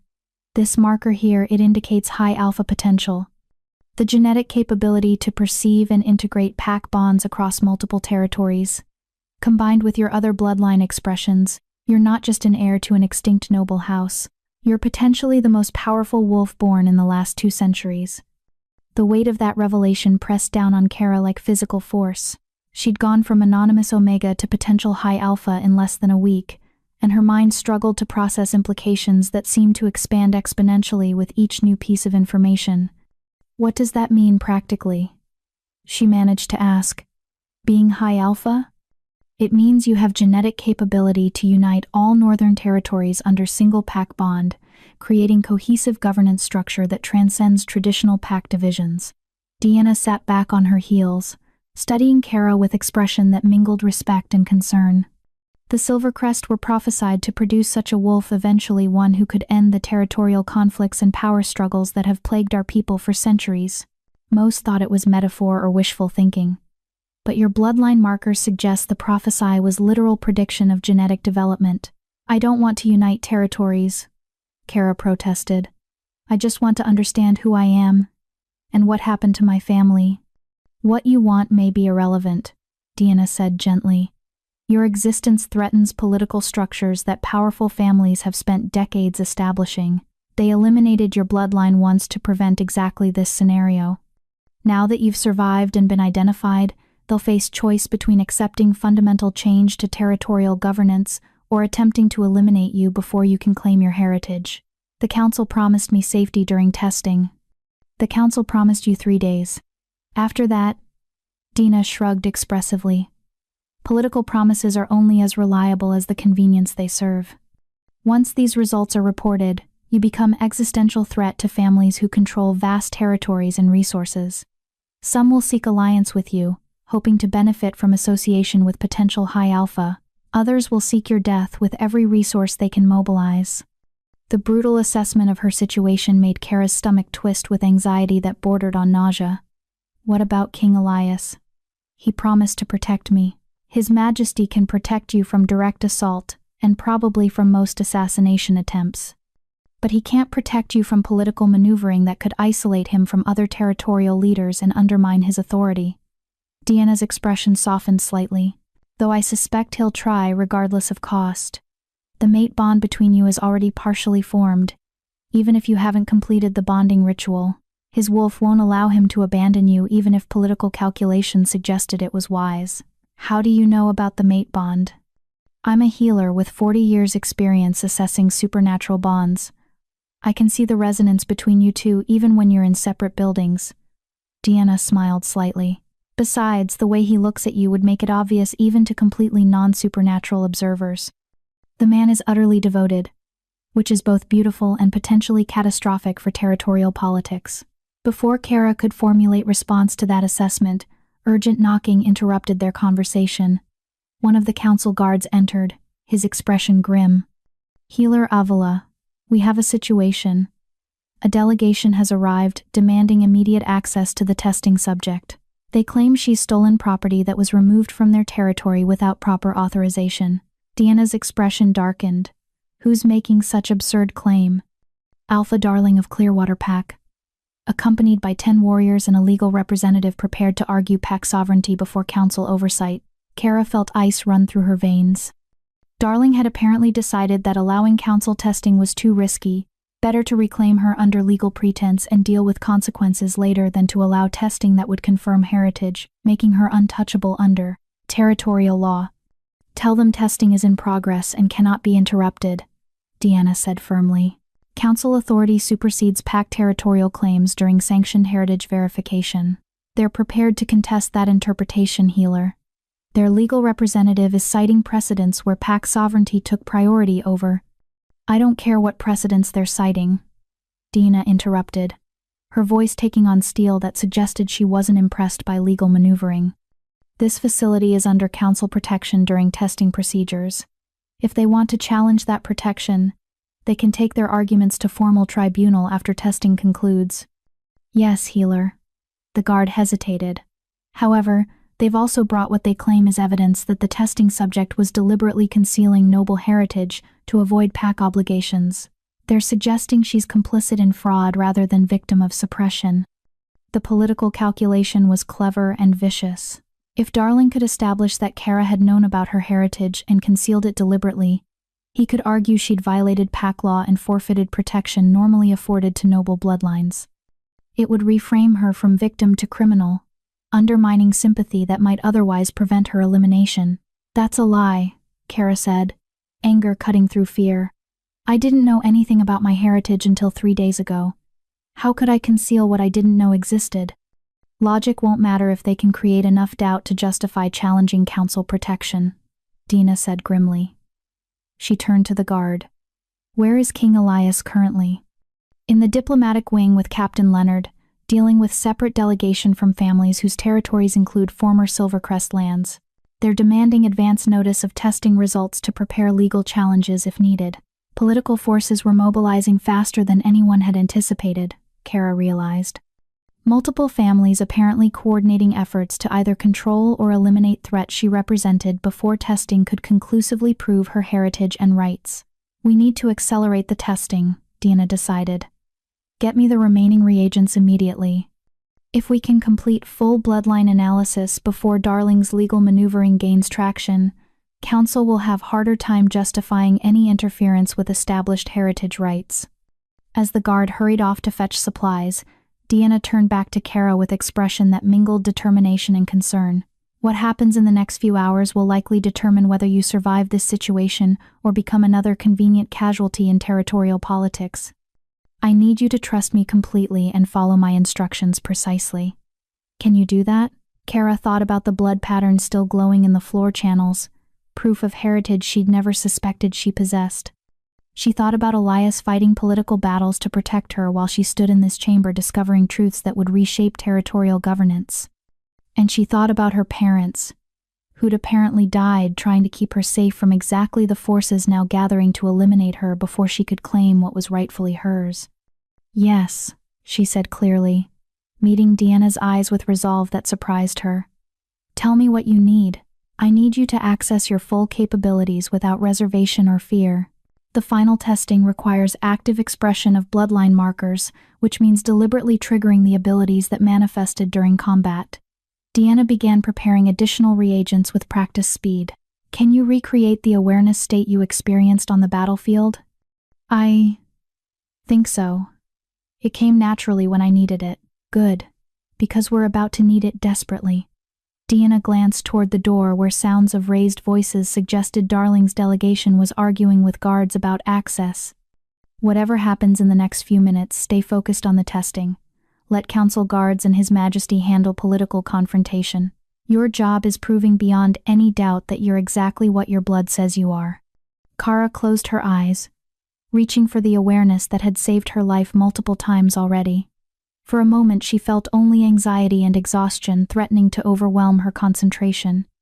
Then, like dawn breaking across a dark horizon, power flooded through her consciousness with force that made her gasp aloud. She could feel everyone in the facility, Council guards and Elias's warriors, political delegations and healers' assistants, all of them blazing in her awareness with clarity that transcended normal pack sense. She could perceive their emotional states, their tactical positioning, their relationships to each other through bonds both pack-based and personal. And at the center of everything, she felt Elias as a sun around which lesser lights orbited. His attention was focused entirely on the confrontation with territorial families. But underneath that surface concentration, she could sense his awareness of her constant monitoring that suggested he was ready to abandon diplomacy in an instant if she appeared threatened. Magnificent, Deanna breathed, watching as the blood patterns in the floor channels blazed with silver-white light that filled the chamber. You're accessing high alpha awareness naturally, without training or formal development of capabilities. This level of instinctive expression. She shook her head in wonder. The Council won't be able to deny your heritage, not with this evidence. But even as power flowed through Kara with intensity that felt both exhilarating and terrifying, she sensed new complication emerging through her enhanced awareness. Someone was approaching the facility from outside, multiple someones, moving with coordination that spoke of military precision rather than political delegation. Dina, she said urgently, her eyes snapping open. We have incoming force, approximately 30 wolves, moving to surround the facility perimeter. They're not Council guards or any delegation I can sense already here. The healer's expression shifted from wonder to alarm. Where? North and east approaches, coordinating to establish complete perimeter within minutes. Kara's awareness tracked their movements with precision that would have seemed impossible days ago. They're carrying, I don't know how I know this, but they're carrying silver chains and suppression compounds. They're planning to breach the facility and take me by force. Deanna moved with speed that belied her age, running to the chamber entrance and shouting for guards. Breach attempt in progress. Secure all entrances and get His Majesty here immediately. Through her enhanced awareness, Kara felt Elias's attention snap toward her location with focus so intense it felt like physical touch across the distance. His alarm blazed through their developing bond, followed immediately by protective fury that made her wolf whimper with mixture of fear and satisfaction. The battle for her heritage was about to become literal rather than political, and this time, the enemies weren't rogues, driven by instinct, but coordinated forces prepared to eliminate a threat they'd thought destroyed 2 decades ago. The Silvercrest bloodline had survived extinction once. Whether it could survive the second attempt would be determined in the next few minutes and might depend on capabilities Kara barely understood, let alone controlled. Chapter 7. Silver Chains and Savage Hearts. The testing chamber's door burst open as Captain Leonard arrived with 6 warriors, their weapons already drawn and expressions grim with combat readiness. Behind them came Elias, his golden eyes blazing with fury that made the temperature in the room seem to drop despite the power radiating from his frame. "How many?" he demanded, his attention fixed on Kara with intensity that made her breath catch despite the crisis unfolding around them. 30 that I can sense clearly," Kara replied, her awareness still tracking the approaching force with precision that surprised her. "They're splitting into 3 groups, 10 approaching main entrance, 10 moving to secure rear exits, and 10 positioning to breach through the east garden wall." "You can sense their tactical deployment from inside this chamber?" Leonard asked, his scarred face showing shock that suggested such capability exceeded even his understanding of supernatural abilities. "I can sense everyone within approximately half a mile," Kara admitted, realizing only as she spoke how unprecedented that range must be. "Their positions, emotional states, and basic intentions are all clear in my awareness." Elias and Leonard exchanged glances weighted with meaning she couldn't quite decipher. "That's high alpha sensing at levels that usually require decades of development," Elias said quietly. "You're manifesting capabilities instinctively that most wolves never achieve even with extensive training. We can discuss her impressive talents after we've dealt with immediate threat," Deanna said sharply, moving to stand beside Kara with protective stance that suggested the healer was prepared to fight despite her advanced age and non-warrior status. "Who sent them? Which family is desperate enough to breach council-protected facility?" Through her enhanced awareness, Kara perceived something that made her stomach drop with horrible understanding. "They're not from a single pack. The force includes wolves from at least 3 different territories, coordinated by someone outside the normal pack hierarchy. Mercenaries." Leonard spat the word like a curse. "Wolves who've abandoned pack bonds in exchange for coin and the freedom to operate outside territorial law. Led by someone with extensive knowledge of facility layout and security protocols," Elias added, his expression darkening further. "This isn't opportunistic attack. It's coordinated assault by forces that have been planning and preparing specifically for this scenario. They knew I'd be here," Kara said, understanding crystallizing with chilling clarity. "Someone on the council or someone with access to council information told them exactly where and when to find me most vulnerable." The implications rippled through the room like shockwave. If council security had been compromised, then nowhere under official protection would be truly safe. Political forces opposed to Kara's survival had apparently decided that eliminating her was worth the risk of violating diplomatic protocols and challenging royal authority directly. "Sire," Leonard said urgently, "we need to evacuate her to more secure location immediately. This facility wasn't designed to withstand sustained assault by forces that size." "Agreed." Elias moved to Kara's side, his proximity making her wolf practically vibrate with mixture of fear and desire that was thoroughly inappropriate given their circumstances. "But we'll need to fight our way through perimeter they're establishing. Can you maintain your awareness during movement and combat?" "I think so. It feels natural now that it's activated." Kara stood from the platform, noting distantly that the blood patterns in the floor channels were still glowing with silver-white light that pulsed in rhythm with her heartbeat. "But I don't have weapons or combat training beyond what manifested instinctively during the battlefield crisis." "You won't need weapons if you can provide tactical intelligence during engagement," Leonard said, already moving toward the door with efficiency that spoke of extensive combat experience. "Your role is staying alive and telling us where enemies are positioned. We'll handle the actual fighting." Bridget appeared in the doorway, her expression grim but unsurprised by the crisis. "Sire, council guards are mobilizing to defend facility perimeter, but they're spread thin, covering multiple access points. The attackers are using coordination and timing that suggests inside knowledge of guard rotation patterns." "How long until they breach?" Elias asked. "Minutes at most. The main entrance force is already engaging council guards, and the rear exit team has explosives that will breach those doors regardless of defensive preparations." Bridget's amber eyes shifted to Kara with assessment that suggested she was calculating survival probabilities. We have narrow window to evacuate before they establish complete containment. Through her enhanced awareness, Kara tracked the approaching forces with precision that made strategy obvious despite her complete lack of formal tactical training. The East Garden Wall force, they're hanging back, not engaging yet. They're waiting for us to evacuate through that route so they can ambush while we're exposed and mobile. Smart, Leonard muttered. Drive us toward escape route they've prepared to trap. Classic herding tactic. So we don't use the garden wall, Elias said, his tone carrying absolute certainty despite the tactical problems that decision created. We go through the main entrance force directly. They're expecting us to avoid confrontation. So aggressive assault will catch them off balance. Sire, that's 10 mercenaries specifically positioned to prevent exit through main entrance, Bridget protested. Even with your capabilities, I'm not planning to fight them alone. Elias's smile was all teeth and no warmth. Captain, how many warriors do we have currently in the facility?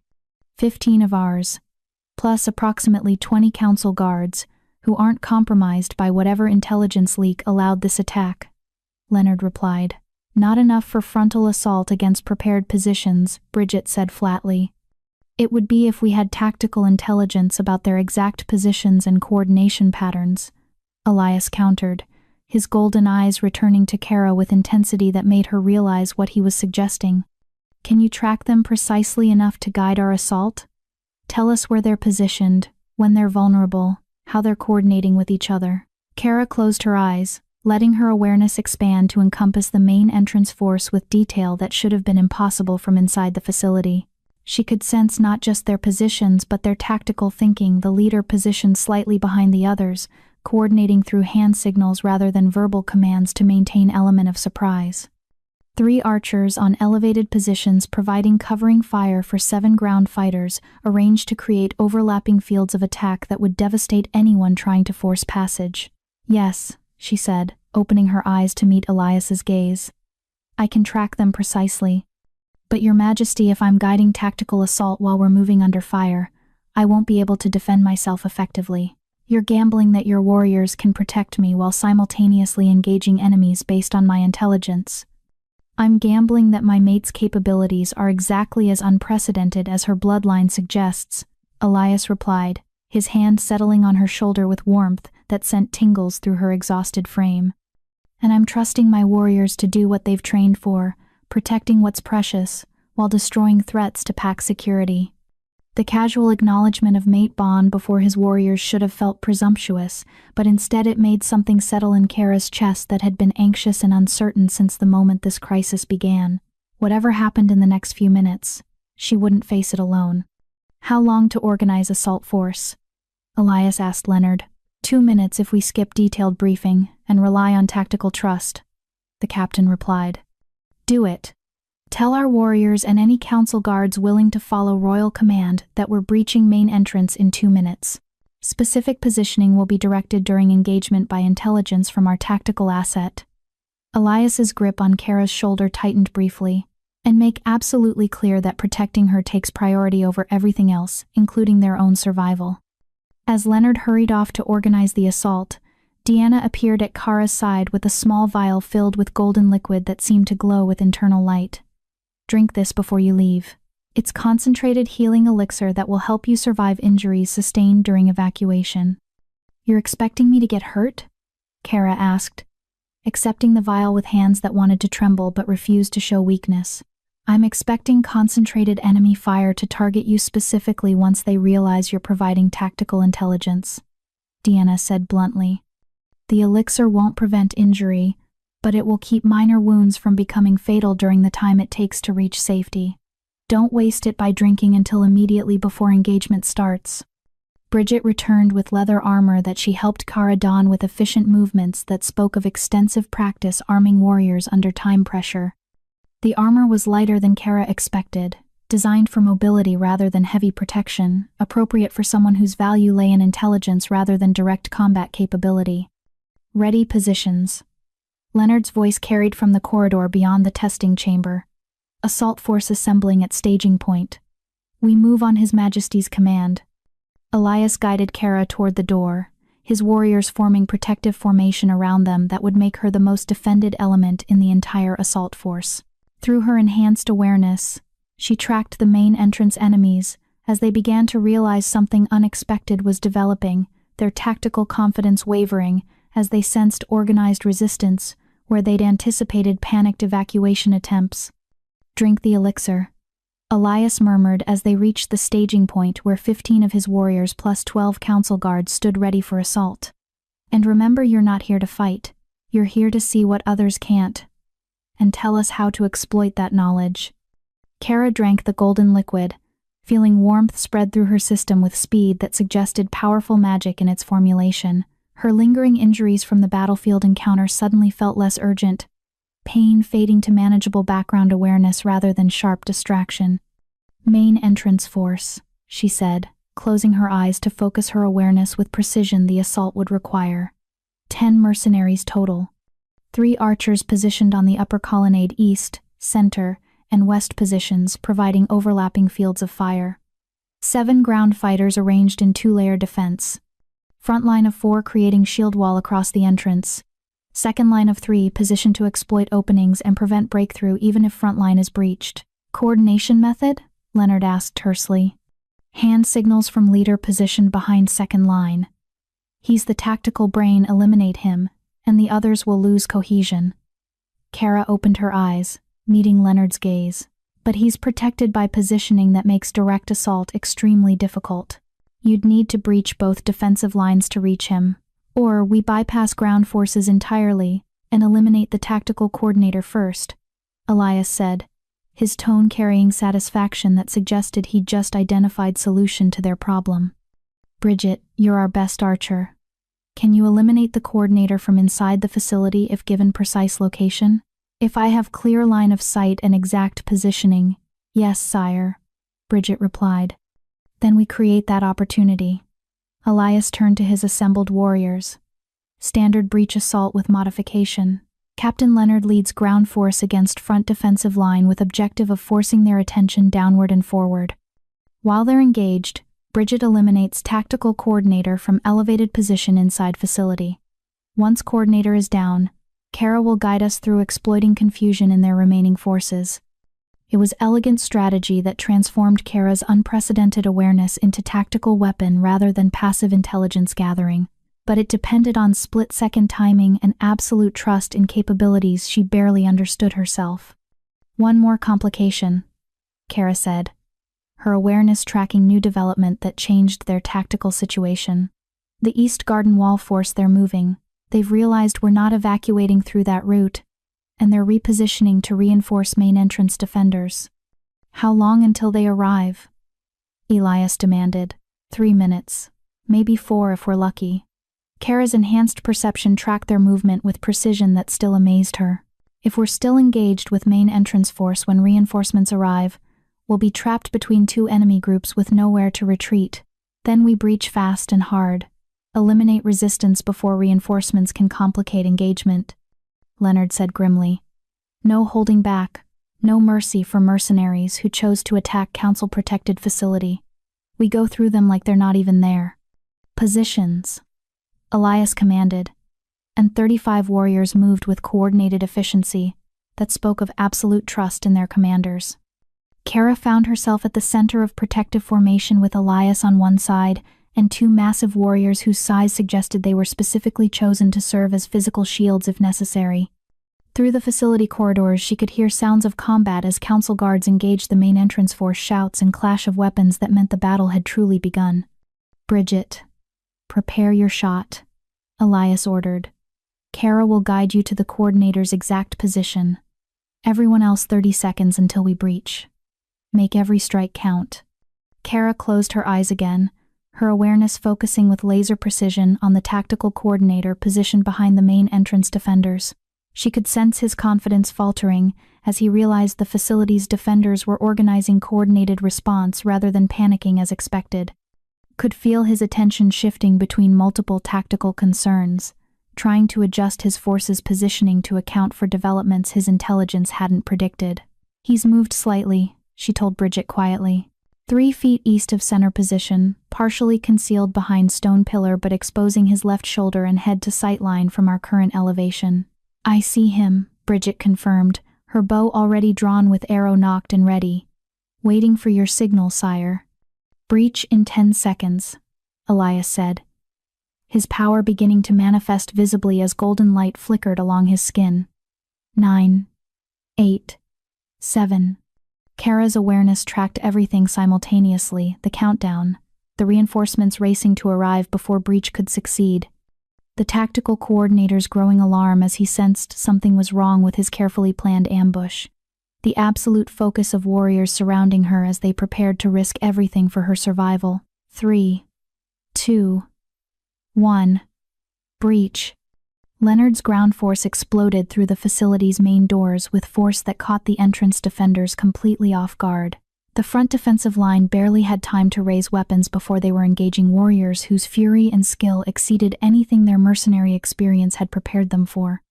In the chaos of that first exchange, Bridget's arrow flew true and deadly. Kara sensed the tactical coordinator's shock in the instant before the arrow took him through the throat, his carefully maintained composure shattering into death rattle that no one else could hear over the combat din.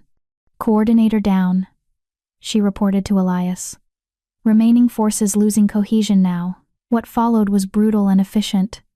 Without central coordination, the entrance defenders fought as individuals rather than cohesive unit. Leonard's warriors exploited every opening Kara identified, her awareness guiding them to vulnerabilities that appeared for split seconds before closing again. 3 archers on colonnade preparing to target you specifically, Kara warned. East archer first, he's the most accurate. 2 of her protective detail moved with supernatural speed, intercepting arrows before they could reach her position while Leonard's force surged forward through defensive lines that were crumbling without tactical leadership.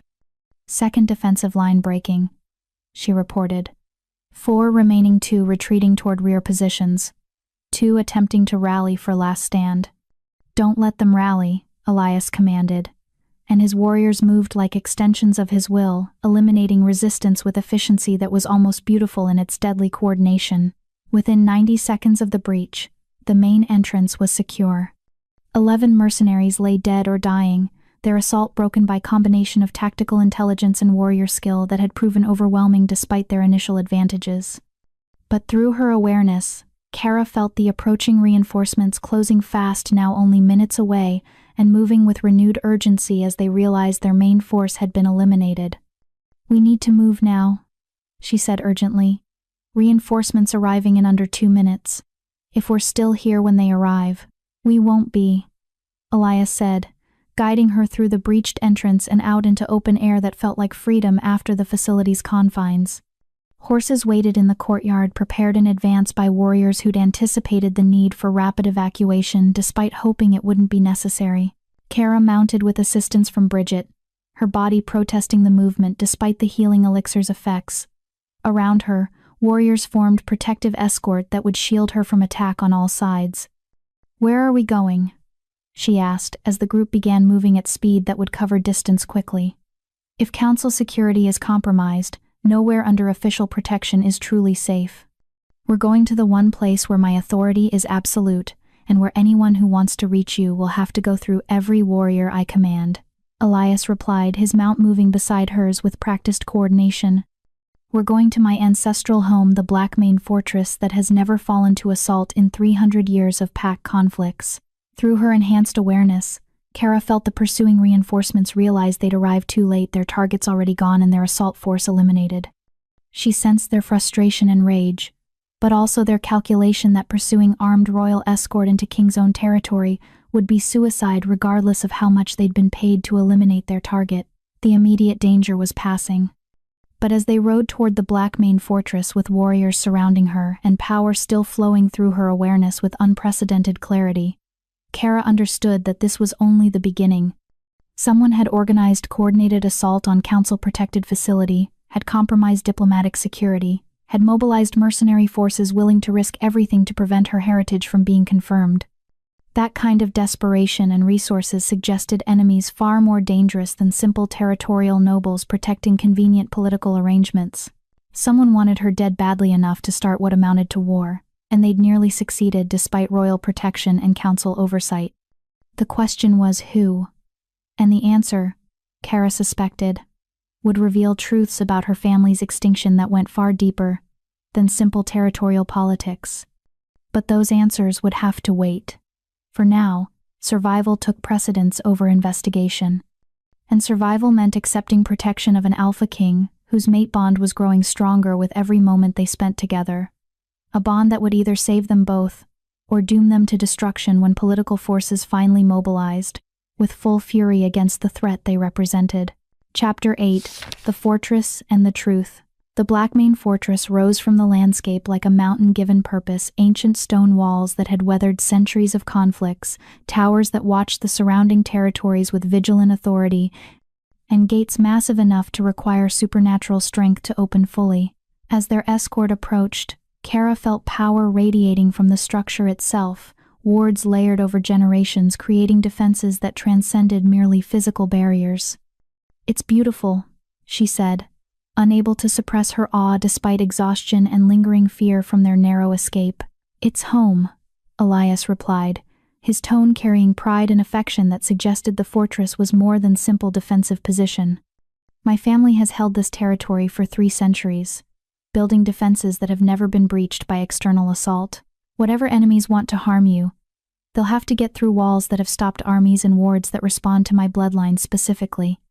As they passed through the main gates, Kara sensed the wards, recognizing Elias, and adjusting to allow passage, but also sensing her presence and responding with what felt almost like curiosity. The ancient magic woven into the fortress's foundations was assessing her, cataloging her bloodline markers, and apparently finding them acceptable because the pressure she'd initially felt eased into something approaching welcome. "The wards recognized you," Bridget observed with surprise that suggested such response was unusual. "They're keyed to Blackmane bloodline primarily, but they just accepted you as if you belong here." "High alpha genetics," Elias said quietly. The wards were originally established when pack structures were more fluid, designed to recognize leadership capability rather than specific bloodlines. "They're responding to her inherent authority regardless of whether she's formally bonded to our pack." The implications made Kara's head spin. She'd gone from anonymous Omega to someone recognized by ancient magic as having legitimate claim to authority all within less than a week. The speed of transformation felt surreal, like she was living someone else's life rather than her own. The fortress interior was surprisingly comfortable despite its imposing exterior. Where Kara had expected cold stone and military efficiency, she found courtyards with gardens, corridors hung with tapestries depicting pack history, and quarters that suggested people actually lived here rather than simply using the space for strategic purposes. She was shown to rooms in what Elias explained was the family wing private quarters normally reserved for the royal family rather than guests or warriors. The suite was magnificent, with sitting room, bedroom, and bathing chamber all decorated in deep blues and silvers that matched the Blackmane colors. Windows looked out over territories that stretched to distant horizons, emphasizing the scope of power and responsibility that came with ruling such vast holdings. "These were my mother's rooms," Elias said as he personally escorted her inside, his warriors remaining in the corridor to provide security while granting them privacy. "She died 15 years ago, and they've remained empty since, but I think she would have approved of you having them." The casual intimacy of that statement made Kara's breath catch. Offering her his mother's personal rooms wasn't just hospitality, it was statement of intent that declared her position in his life regardless of whether formal mate bonding had occurred. "Your Majesty," she began, uncertain how to address the implications of what he was offering. "Elias," he corrected gently, moving to stand before her with proximity that made her wolf practically purr despite her exhaustion. "And before you protest about propriety or political complications, let me be clear about something. The moment those mercenaries breached council security to eliminate you, any pretense of handling this through diplomatic channels ended. You're under my personal protection now, housed in my private family wing, and anyone who wants to harm you will discover exactly what it means to threaten what's mine." "You're claiming me," Kara whispered, understanding the significance of his declaration. "Publicly and permanently, regardless of political consequences." "Yes." No hesitation, no qualification. Just absolute certainty that made her heart race. My wolf knew you were mine from the moment we met. I've tried to maintain diplomatic positioning and political neutrality, but I'm done pretending that my interest in your welfare is purely professional. You're my mate, Kara. The bond between us grows stronger every day, and I'm not going to apologize for that or try to hide it to make territorial leaders more comfortable. She should have been overwhelmed. Should have demanded time to process revelations about her heritage before adding mate bond complications. Should have reminded him that she still didn't fully understand who she was or what she was capable of. Instead, Kara stepped forward and kissed him. The contact was electric power flowing between them with intensity that made the room's lights flicker and the wards outside the windows surge with responsive energy. His arms came around her immediately, pulling her close with strength tempered by gentleness that acknowledged her injuries despite the passion evident in his response. When they finally broke apart, both breathing hard, Elias rested his forehead against hers with expression that mingled satisfaction and hunger. I've wanted to do that since I watched you standing alone on that battlefield, covered in blood and refusing to fall. I've wanted you to do that since you offered me your hand and promised protection when I had nothing and was no one, Kara admitted, her fingers tangling in his hair with possessiveness that surprised her. Though I didn't understand what I was feeling until later. You were never no one, Elias said fiercely. Even before we knew your heritage, you were remarkable. The bloodline just explains capabilities that were always present, waiting for circumstances that would allow them to manifest. A knock on the door interrupted the moment, followed by Deanna's voice. Your Majesty, I apologize for the intrusion, but we have testing results that require immediate discussion. Elias pulled back with obvious reluctance, his thumb tracing her cheekbone with tenderness that made her wolf practically melt. We'll continue this conversation later. But Kara, understand that whatever the testing reveals, whatever political complications emerge, you're not facing them alone. Not anymore. She nodded, unable to find words adequate to express what his declaration meant to someone who'd spent her entire life being expendable. Dina entered, carrying documentation that presumably contained formal results of bloodline testing, interrupted by the mercenary assault. The healer's expression was grim but unsurprised, suggesting she'd expected exactly what she'd discovered. The testing confirms Silvercrest heritage without any doubt, she said without preamble, settling into a chair and gesturing for them to sit as well. Direct descent from the main bloodline. Probably daughter or granddaughter of the last acknowledged family head. So my parents were definitely Silvercrest survivors, Kara said, the confirmation still carrying emotional weight despite having suspected as much. Your mother was, Deanna corrected.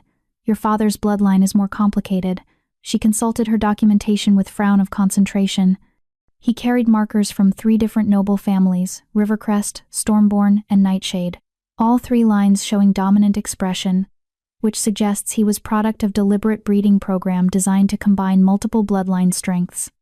Like me, Kara said, remembering Deanna's earlier explanation about her own complex heritage. Exactly like you.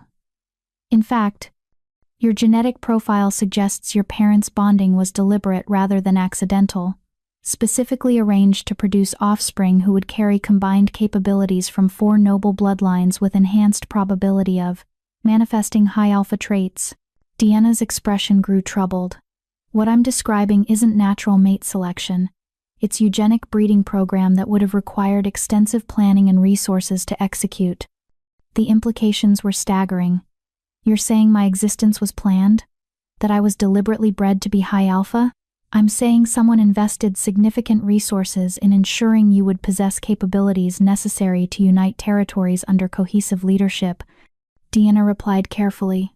Whether that someone was your parents acting independently, or whether they were following directives from others, I can't determine from bloodline testing alone. Elias's expression had gone thoughtful in a way that suggested he was processing information with political instincts honed through decades of territorial leadership. If Silvercrest deliberately created breeding program to produce high alpha, that changes our understanding of their extinction. They weren't simply eliminated by rival families seeking territorial advantage, they were eliminated specifically to prevent emergence of wolf powerful enough to challenge established political structures. which explains why enemies were willing to breach council security and risk everything to eliminate Kara before her heritage could be confirmed. Deanna added, "She's not random surviving heir. She's the culmination of centuries of genetic development, specifically designed to produce capabilities that would make her virtually unstoppable once fully trained."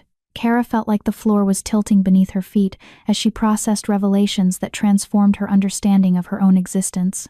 She wasn't survivor of tragic circumstances, she was product of deliberate planning by people who'd apparently known exactly what they were creating and what it would mean for territorial politics.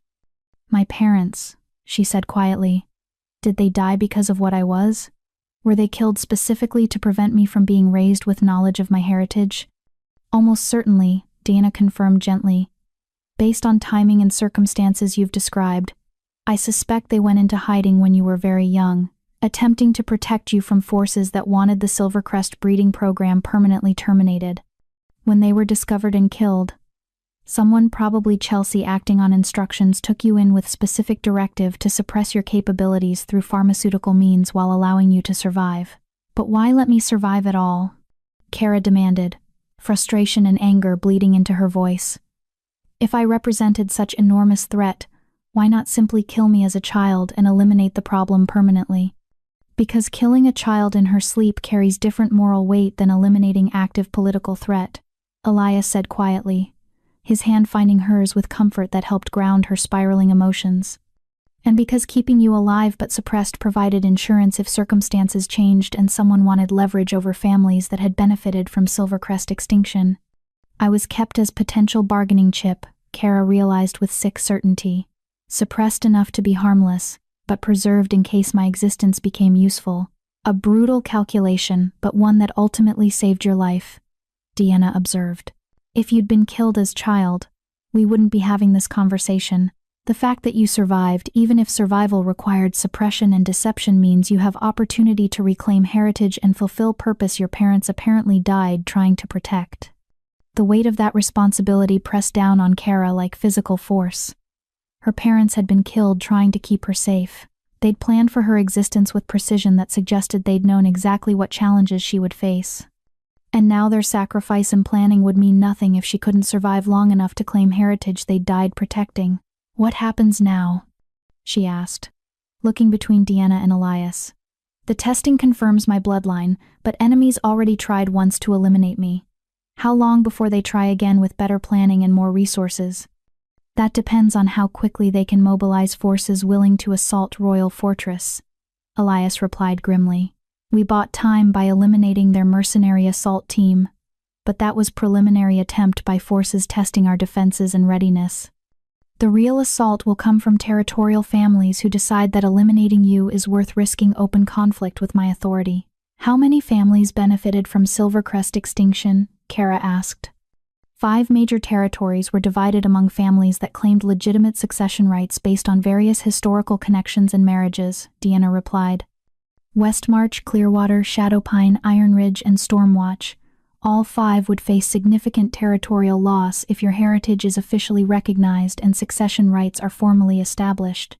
5 families with resources to mobilize armies, Kara said, her tactical thinking apparently inherited along with her combat capabilities, assessing the strategic situation with clarity that would have seemed impossible weeks ago.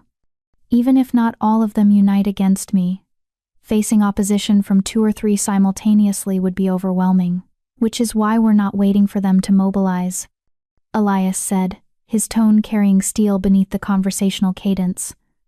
"We're going to force confrontation on terms favorable to us rather than allowing them to choose timing and circumstances." "How?"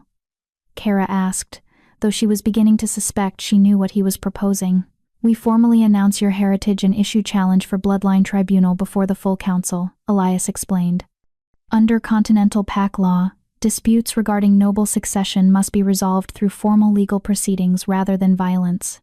If we invoke tribunal process, families opposing your claim will be forced to argue their positions through legal framework rather than assassination attempts. But legal proceedings only work if both sides agree to abide by results," Kara pointed out. "What if they simply ignore tribunal decisions and continue trying to eliminate me regardless of legal rulings? Then they declare themselves outlaws operating outside Pact law. which justifies royal military intervention to enforce legitimate governance. Elias replied with satisfaction that suggested he'd been hoping for exactly that justification. Either way, we force them to choose between accepting your legitimate heritage claims or marking themselves as criminals worthy of elimination. It was elegant political maneuvering that transformed Kara from hunted refugee into active claimant whose rights were backed by royal authority. But it also meant painting an enormous target on her back by formally announcing her existence and claims to families that had already demonstrated willingness to kill to protect their territorial holdings. When would this tribunal occur? She asked. The council is obligated to convene formal bloodline tribunal within 7 days of receiving challenge petition, Dina explained. Given the political sensitivity, I suspect they'll schedule it for exactly 7 days, enough time for all interested parties to prepare arguments, but not so much time that tensions escalate into violence before legal proceedings can occur.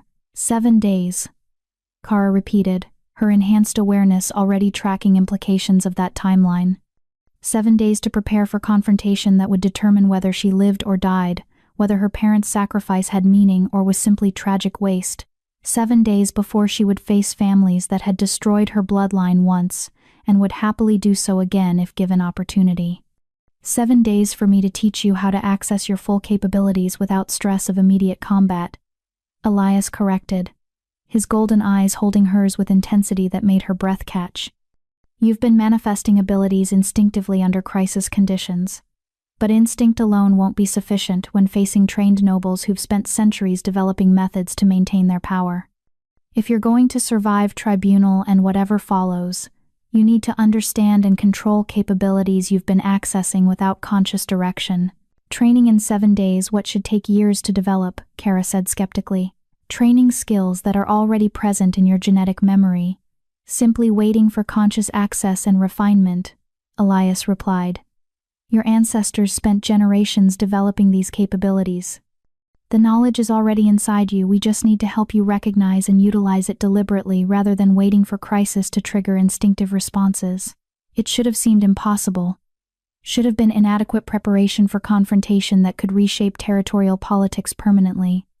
But as Kara looked at Elias's confident expression and felt the mate bond between them, resonating with power that suggested their combined capabilities exceeded what either could achieve alone, she felt hope stirring despite the overwhelming odds they faced. Then we have 7 days, she said with determination that surprised her. 7 days to prepare for the fight my parents apparently died trying to prevent, but that I'm going to finish for them. Elias's smile was fierce with pride and possession. 7 days to show territorial families why trying to eliminate high alpha bloodline was the worst strategic decision they could have made. Because you're not just surviving anymore, Kara. You're claiming what's rightfully yours. As Deanna excused herself to begin preparing documentation for the tribunal challenge, and Elias started outlining training schedule that would fill every moment of the next week, Kara looked out the windows at territory stretching to distant horizons and understood that her life had changed irrevocably. She'd been Omega who served and disappeared when convenient. She'd been anonymous survivor trying to understand impossible circumstances. But now she was Silvercrest heir claiming heritage backed by royal authority, preparing to face families that had destroyed her bloodline and would stop at nothing to prevent her from reclaiming what they'd stolen. The battle for her survival was entering new phase. And this time, she wasn't fighting alone or unprepared. This time, she had mate whose power rivaled her own, allies whose loyalty had been proven through fire, and genetic legacy that made her potentially most dangerous wolf born in 2 centuries. 7 days until tribunal. 7 days to prepare for confrontation that would determine not just her fate, but potentially the future governance of every territory in the northern lands. The question wasn't whether she could survive what was coming. The question was whether territorial families would survive the awakening of capabilities they'd tried so desperately to suppress. And Kara was beginning to suspect the answer might reshape pack politics in ways no one had anticipated, least of all the families who'd thought eliminating her bloodline would guarantee their power permanently. Chapter 9. 7 Days of Fire. The training began before dawn on the first day, when most of the fortress was still wrapped in darkness and the chill of early morning made breath visible in the courtyard air. Kara stood in the center of the training grounds, dressed in light combat gear that allowed maximum mobility, facing Elias across 20 feet of packed earth that had witnessed centuries of warriors honing their skills. "Your instincts are remarkable," Elias said, his voice carrying clearly across the distance despite speaking conversationally. "But instinct alone creates predictable patterns that trained opponents can exploit. What we're going to develop over the next 7 days is conscious control over capabilities you've been accessing unconsciously." "Where do we start?" Kara asked, suppressing the nervousness that threatened to undermine her concentration. She'd never had formal combat training beyond what she'd observed while serving garrison duties, and the idea of learning in days what normally required years felt overwhelming despite Elias's confidence. "We start with awareness," Elias replied. "Close your eyes and tell me what you sense." Kara obeyed, letting her enhanced perception expand outward from her position. Immediately, she felt the blazing presence of Elias before her, but also dozens of other presences throughout the fortress warriors, beginning their morning routines, servants preparing breakfast, guards maintaining watch from tower positions. "I sense approximately 80 individuals within the fortress walls," she reported, "plus another 20 or so in the surrounding territories within my range. The closest external presence is about half a mile southeast, a patrol of 4 moving along the border markers." "Good. Now tell me what they're feeling." Kara focused her awareness more precisely on the individuals she'd identified, and suddenly emotions flooded through her consciousness with clarity that was almost overwhelming. Determination from the patrol maintaining vigilance despite boring routine. Contentment from servants performing familiar tasks. Anticipation from warriors preparing for training sessions. And from Elias, something complex that she couldn't quite categorize, pride mixed with concern, affection tangled with protective fury, and underneath it all, a hunger that made her wolf respond with matching desire despite the inappropriateness of such feelings during training. "The patrol is alert but relaxed, confident in their abilities but not expecting actual threats," she said, deliberately avoiding commenting on what she sensed from him. "The servants are content with their work, the warriors are eager for training. And you," she hesitated, "and I am intensely aware of my mate standing before me, which is extremely distracting when I'm supposed to be teaching rather than claiming." Elias finished with slight smile that suggested he knew exactly what she'd sensed. "But that awareness is precisely what we're training. High alpha capabilities include perceiving emotional states and using that knowledge strategically. In combat, understanding an opponent's emotional state can mean the difference between life and death." He moved without warning, crossing the distance between them with supernatural speed that should have caught her completely off guard. But Kara's awareness tracked his movement before conscious thought could process what was happening, her body flowing aside with techniques she didn't remember learning but that worked perfectly to avoid his strike. "Excellent," Elias said with approval as he returned to his starting position. "Your genetic memory provided defensive response before your conscious mind even registered threat. But you're not actively controlling that response, you're simply allowing instinct to take over when danger manifests." "Isn't instinct enough?" Kara asked, her heart still racing from the sudden engagement despite her successful evasion. "Instinct is sufficient against opponents who rely on straightforward tactics. But nobles who've spent decades developing combat expertise know how to create situations where instinct provides wrong response." Elias moved again, this time with feint that suggested attack from one direction before suddenly shifting to come from another angle entirely. Kara's instinct responded to the initial threat, committing to defensive movement that left her vulnerable when the real attack came from unexpected direction. Elias's strike, deliberately pulled to avoid actually injuring her, tapped her ribs where killing blow would have landed if he'd been attacking with genuine intent. "You see?" he said, helping her regain balance she'd lost when her defensive movement proved inadequate. "Instinct responded to apparent threat, leaving you exposed to actual danger. Conscious control would have allowed you to recognize the feint and adjust accordingly." They spent the next 3 hours drilling that distinction, learning to differentiate between instinctive response and conscious tactical assessment. Elias attacked from dozens of angles with varying combinations of feints, genuine strikes, and complex sequences designed to overwhelm instinct-based defenses. Each time Kara relied purely on genetic memory, she found herself vulnerable to some aspect of his assault. But gradually she began to recognize patterns and make conscious decisions about when to trust instinct and when to override it with analytical thinking. By the time they broke for breakfast, Kara was exhausted, bruised from dozens of killing blows that Elias had pulled at the last instant, and beginning to understand just how much she still needed to learn. "You're progressing faster than anyone I've ever trained," Bridget commented as they ate in the fortress's great hall, where warriors gathered for communal meals that reinforced pack bonds and hierarchy. Most wolves require weeks just to begin recognizing the difference between instinct and conscious control. "You're already making tactical adjustments during engagement, because her genetic memory includes centuries of accumulated knowledge," Captain Leonard added from his position further down the table. "She's not learning from scratch, she's remembering skills that were deliberately bred into her bloodline across multiple generations." The conversation highlighted something Kara had been struggling to process. She wasn't developing new capabilities so much as accessing abilities that had always been present but suppressed. Every technique Elias demonstrated triggered recognition in her awareness, as if she was remembering rather than discovering. The afternoon training shifted focus from defensive awareness to offensive capabilities. Elias provided her with training sword-weighted and balanced for her grip specifically, and began teaching her to consciously direct the combat techniques that had manifested instinctively during the battlefield encounter. "Your movements during actual combat were fluid and precise," he explained, demonstrating a sequence of strikes that flowed together with deadly grace. "But you were reacting rather than initiating. Against multiple opponents, reactive fighting eventually becomes overwhelmed by sheer numbers. You need to learn to dictate the pace and flow of engagement, rather than simply responding to threats as they emerge." They drilled offensive sequences for hours, Elias correcting her positioning and timing with patience that suggested he genuinely enjoyed teaching despite the pressure of their limited time frame. Gradually, Kara began to feel the difference between allowing genetic memory to guide her movements and consciously choosing specific techniques for strategic reasons. By evening, when they finally stopped for dinner, Kara could barely lift her arms despite the healing elixirs Dina had provided to accelerate recovery.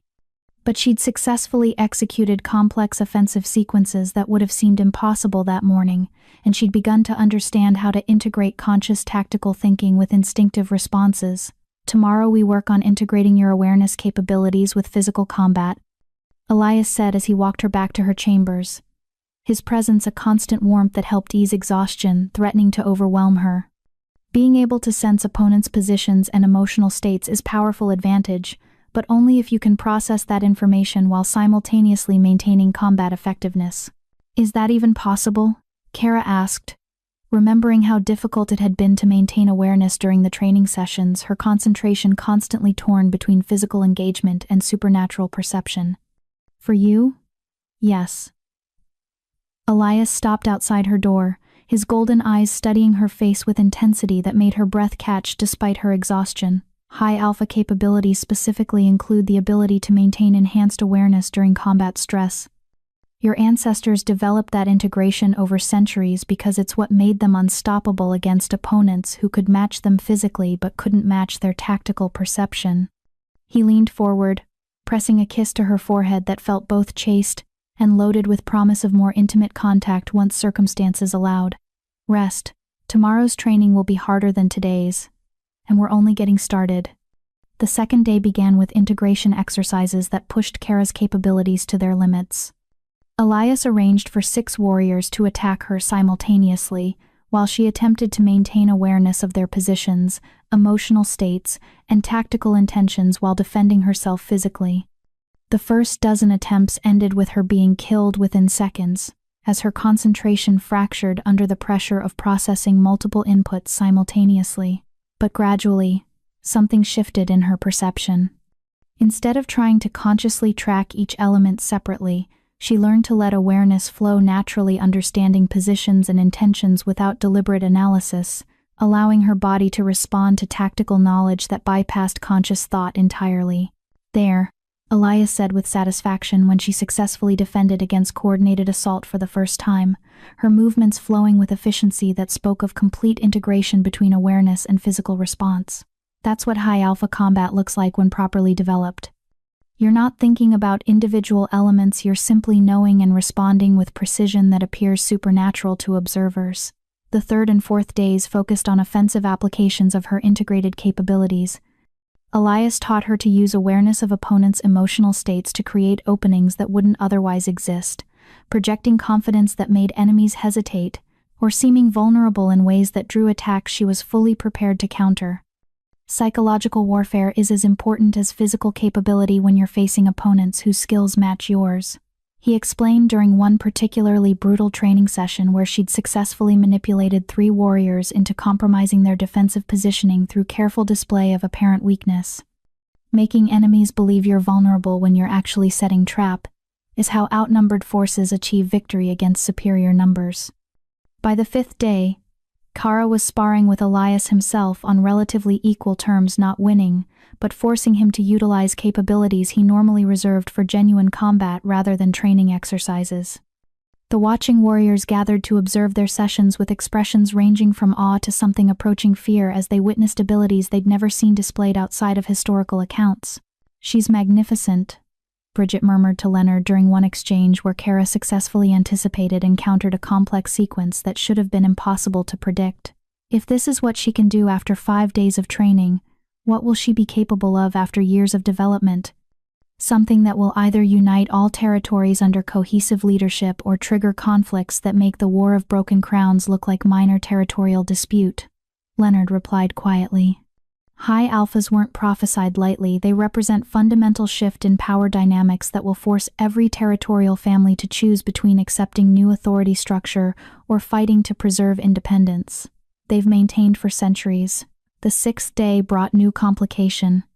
A messenger arrived from the council with formal notification that the Bloodline Tribunal had been scheduled for the following afternoon, earlier than the full 7 days that regulations technically allowed, but justified by council's assessment that delaying formal proceedings would create unacceptable tensions. "They're trying to catch us unprepared," Elias said, reading the formal notification with expression that suggested he'd anticipated such maneuvering. "Moving the tribunal up by a day means less time for you to develop your capabilities, which disadvantages our position if physical demonstrations are required." "Will they be required?" Kara asked, anxiety spiking despite 6 days of intensive training that had transformed her from instinct-dependent fighter into someone capable of genuine tactical combat. "Almost certainly. Noble families contesting your claim will argue that bloodline testing alone is insufficient, that you must demonstrate capabilities consistent with Silvercrest heritage in ways that can be observed and verified by neutral parties." Elias set down the notification with careful control that suggested he was managing anger at the political manipulation. "They'll bring their own champions to challenge you, hoping to prove through combat that you're inadequately developed despite your genetic heritage." "Can I win against champions with decades more training than I have? Can you win against me?" Elias countered, his golden eyes holding hers with confidence that helped steady her racing heart. "You've been forcing me to use techniques I haven't needed in years during our sparring sessions. If you can hold your own against me, you can certainly handle whatever champions territorial families bring to challenge your claims." The final day before tribunal focused on refinement rather than learning new techniques. Elias drilled her on the specific sequences and capabilities most likely to be tested during formal proceedings, ensuring she could demonstrate them flawlessly despite the pressure of being observed by hostile nobles looking for any excuse to deny her heritage claims. But that evening, as Kara prepared for what might be the most important confrontation of her life, Elias appeared at her chambers with expression that suggested he had something significant to discuss beyond training strategies. "There's one more capability we haven't addressed," he said, settling beside her on the sofa where she'd been reviewing documentation about tribunal procedures that Deanna had provided.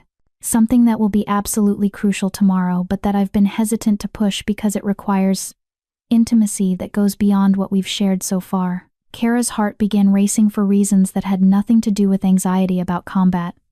What capability? High alphas achieve their full potential through mate bonds that allow them to draw upon their partner's strength and capabilities.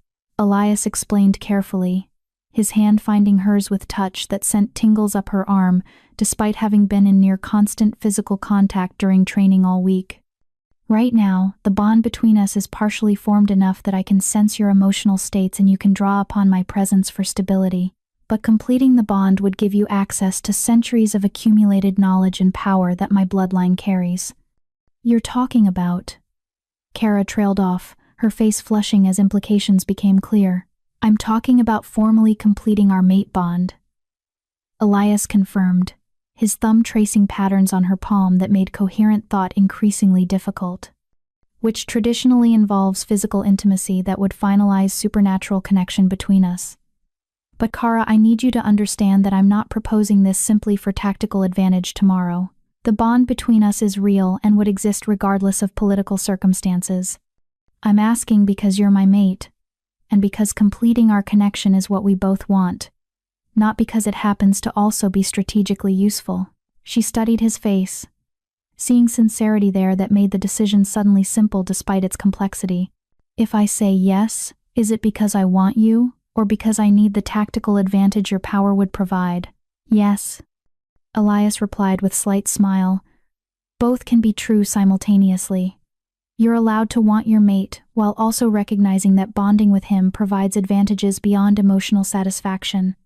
Kara leaned forward, closing the distance between them until their lips were nearly touching. Then yes, not because of tomorrow's tribunal, but because I've wanted this since the moment you offered me your hand on that battlefield and promised I wasn't alone anymore. What followed was tender and fierce, simultaneously completion of bond that had been building between them since their first meeting, physical expression of connection that transcended political calculations or tactical advantages. When they finally lay together afterward, both breathing hard and power still crackling between them with intensity that made the room's lights flicker, Kara felt fundamentally changed in ways that went beyond the training of the past week. She could sense Elias in her awareness with clarity that dwarfed what she'd perceived before, not just his presence and emotions, but his memories and accumulated knowledge. Centuries of Blackmane bloodline expertise suddenly accessible through their completed bond. Combat techniques her ancestors had never developed but his family had perfected. Political strategies that would help navigate the tribunal proceedings. Understanding of pack dynamics that would allow her to project authority that transcended her relative youth and inexperience. How do you feel? Elias murmured against her hair, his arms wrapped around her with possessiveness that made her wolf practically purr with contentment. Like I just gained 300 years of experience in an instant, Kara admitted, still processing the flood of knowledge that was integrating with her own genetic memory. Is it always like this? Completing mate bonds? Not even remotely. Most mate bonds provide emotional connection and some tactical coordination. What you're experiencing, full knowledge transfer across bloodlines, only occurs when both partners possess high alpha potential. Elias pulled back slightly to study her face with expression that mingled satisfaction and awe. We're not just mated, Kara. We're creating something unprecedented, combined capabilities that exceed what either bloodline could achieve independently. The implications were staggering, but Kara was too content in the moment to fully process what their completed bond might mean for tomorrow's confrontation or longer-term territorial politics. For now, it was enough to lie in her mate's arms, feeling power and knowledge settling into her consciousness with certainty that whatever challenges the tribunal brought, she would face them with capabilities that made her genuinely dangerous rather than simply potentially significant. 7 days, she murmured, already feeling exhaustion from the day's training and evening's intimacy pulling her toward sleep. 7 days ago, I was Omega who barely survived battlefield encounter. Now I'm Silvercrest heir with high alpha capabilities, mated to the most powerful king in the Northern Territories, preparing to face tribunal that will determine the future of territorial governance. 7 days ago, I was king managing comfortable political status quo, Elias replied, his voice carrying satisfied rumble that suggested he had no regrets despite the chaos they'd triggered. Now I'm mated to Wolf, who's going to reshape pack politics whether territorial families like it or not. I think I got the better end of that transformation. As Kara drifted toward sleep, wrapped in warmth and power of completed mate bond, she felt ready for whatever the tribunal would bring. Not because she'd mastered all possible capabilities in 7 days of intensive training, but because she finally understood what her parents had apparently known when they'd created her. She wasn't meant to simply survive in worlds structured around pack hierarchies that suppressed potential in service of political pour-in. Convenience, She was meant to change that world entirely. Tomorrow, the tribunal would discover whether territorial families were prepared for the transformation one properly developed high alpha could trigger, and Kara suspected the answer would surprise everyone, including the families who thought they'd permanently eliminated such threat 2 decades ago. I believe you meant to approve Chapter 9, and want me to proceed to Chapter 10, the final chapter. Let me continue with the conclusion of the story. Chapter 10. The Tribunal of Blood and Bonds. The council chamber had been transformed for the Bloodline Tribunal. Where before it had been arranged for diplomatic discussions, now it resembled an arena, circular floor cleared of furniture, galleries rising on all sides where territorial nobles and their representatives could observe proceedings, and at the cardinal points, 4 raised platforms where the most senior alphas sat in judgment. Kara entered, flanked by Elias and Captain Leonard. Wearing formal attire in Silvercrest colors that Deanna had somehow procured overnight, deep silver blue, that marked her claimed heritage, while the cut suggested both elegance and readiness for combat if proceedings turned violent. The completed mate bond thrummed between her and Elias with power that every supernatural being in the chamber could sense, their combined presence making several nobles shift uncomfortably in their seats. "She's marked," someone whispered from the galleries, loud enough to carry. "The king has claimed her formally." "Of course he has," another voice replied with disgust. "Securing alliance with potential high alpha before anyone else could make similar offer. Clever politics. Even if it complicates his supposed neutrality in these proceedings."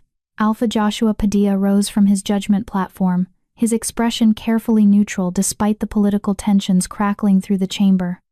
"We convene this tribunal under Continental Pack law to address claims regarding bloodline succession and territorial rights. Kara Lawrence, formerly of Clearwater Pack, has petitioned for formal recognition as heir to House Silvercrest, with all rights and privileges such recognition entails." He paused, letting the weight of that statement settle over the assembled nobles before continuing. "Contesting this petition are representatives from 5 territorial families: Westmarch, Clearwater, Shadowpine, Iron Ridge, and Stormwatch, all of whom currently hold lands that would be subject to succession challenges if the petitioner's claims are validated." From the galleries, Alpha Darling stood with expression that mingled anger and calculation. "The testing results, while suggestive, are not conclusive regarding actual capabilities. We contest not the bloodline genetics, but whether this wolf possesses the developed skills and leadership capacity that would justify overturning 2 decades of established territorial governance." "In other words," Elias said quietly, his voice nonetheless carrying clearly through the chamber's acoustics, "you acknowledge she's Silvercrest heir but want to argue she's inadequately trained to claim what's rightfully hers. Convenient position for families that have been profiting from stolen territories for 20 years. Your Majesty," Joshua said with tone that suggested he was trying to maintain order despite provocative commentary, "you will have opportunity to present arguments supporting the petition. For now, we're establishing the basis for contestation." Another alpha rose from the galleries, an older male whose silver hair and deep scars marked him as someone who'd survived decades of pack conflicts. "I am Greg Gleason, Alpha of Shadowpine Territory. I propose that we settle this dispute through traditional means, trial by combat. If the petitioner truly possesses Silvercrest capabilities as claimed, she should be able to demonstrate them against champions representing the contesting families." Murmurs of approval rippled through the galleries. Trial by combat was ancient tradition that predated formal legal proceedings, rooted in belief that supernatural capabilities manifested most clearly during actual conflict rather than theoretical assessment. "I object," Elias said immediately, his power manifesting visibly as golden light flickered along his skin. "Trial by combat between newly awakened heir and champions with decades of training would be fundamentally unfair regardless of genetic capabilities. You're not proposing fair test, you're proposing assassination with legal sanction. Then perhaps the petitioner is insufficiently developed to claim rights she seeks," Darling countered coldly. "If she cannot defend her heritage through combat, what makes her qualified to govern territories that require strong leadership capable of protecting pack interests?" Kara felt Elias's fury through their bond, sensed his protective instinct warring with political necessity that made refusing combat challenge appear weak. Through her enhanced awareness, she tracked the emotional states of nobles in the galleries. Many genuinely wanted fair assessment, but others were calculating how trial by combat could eliminate threat she represented while maintaining appearance of legal propriety. "I accept the challenge," she said clearly, her voice cutting through rising tensions with authority she'd developed over 7 days of intensive training. "Not because I believe combat is appropriate basis for determining succession rights, but because refusing would give credence to suggestions that I'm inadequately capable despite my heritage." "Kara, no," Elias began, but she squeezed his hand with pressure that conveyed through their bond what she couldn't say aloud. "Trust me." "However," she continued, her enhanced perception tracking reactions as nobles processed her unexpected acceptance, "I propose modification to traditional trial by combat format.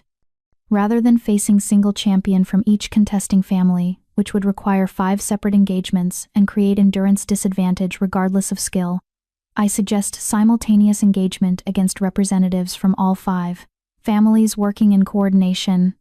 Shocked silence greeted her proposal. Fighting 5 champions simultaneously was suicide against opponents with decades more experience, especially when those champions could coordinate their attacks to exploit numerical advantage. Unless Kara thought with certainty flowing through her awareness, you possessed capabilities specifically designed to counter coordinated assaults by multiple opponents working together. The Silvercrest breeding program had developed high alpha genetics specifically to enable single wolf to face and defeat superior numbers through awareness and tactical coordination that transcended what individual fighters could to achieve. "That's madness," Bridget hissed from her position behind Kara. "Even with your capabilities, is strategically sound," Leonard interrupted, his scarred face showing surprise that shifted to understanding as tactical implications became clear. 5 individual fights allow champions to study her techniques and adapt, but simultaneous engagement forces them to coordinate in real time while she exploits gaps in their coordination through awareness they can't match. "She's turning their numerical advantage into tactical liability," Elias said slowly, his fury transforming to satisfaction as he recognized the brilliance of her strategy.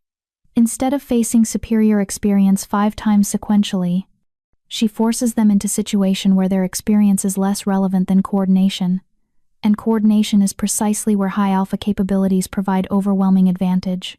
"The petitioner's proposal is accepted," Joshua said after brief consultation with the other senior alphas on judgment platforms. 5 champions, simultaneous engagement, combat continues until clear victor emerges or petitioner yields. Are the contesting families prepared to name their representatives? One by one, champions stepped forward from the gallery's warriors whose reputations preceded them, whose combat records included victories against opponents that had seemed unbeatable. Kara studied each with enhanced perception, cataloging their emotional states, physical capabilities, and tactical preferences through awareness that integrated knowledge from both Silvercrest genetic memory and Blackmane accumulated expertise flowing through her mate bond. They were confident, experienced, coordinated through years of training together specifically for scenarios where noble families needed to present united front against common threats.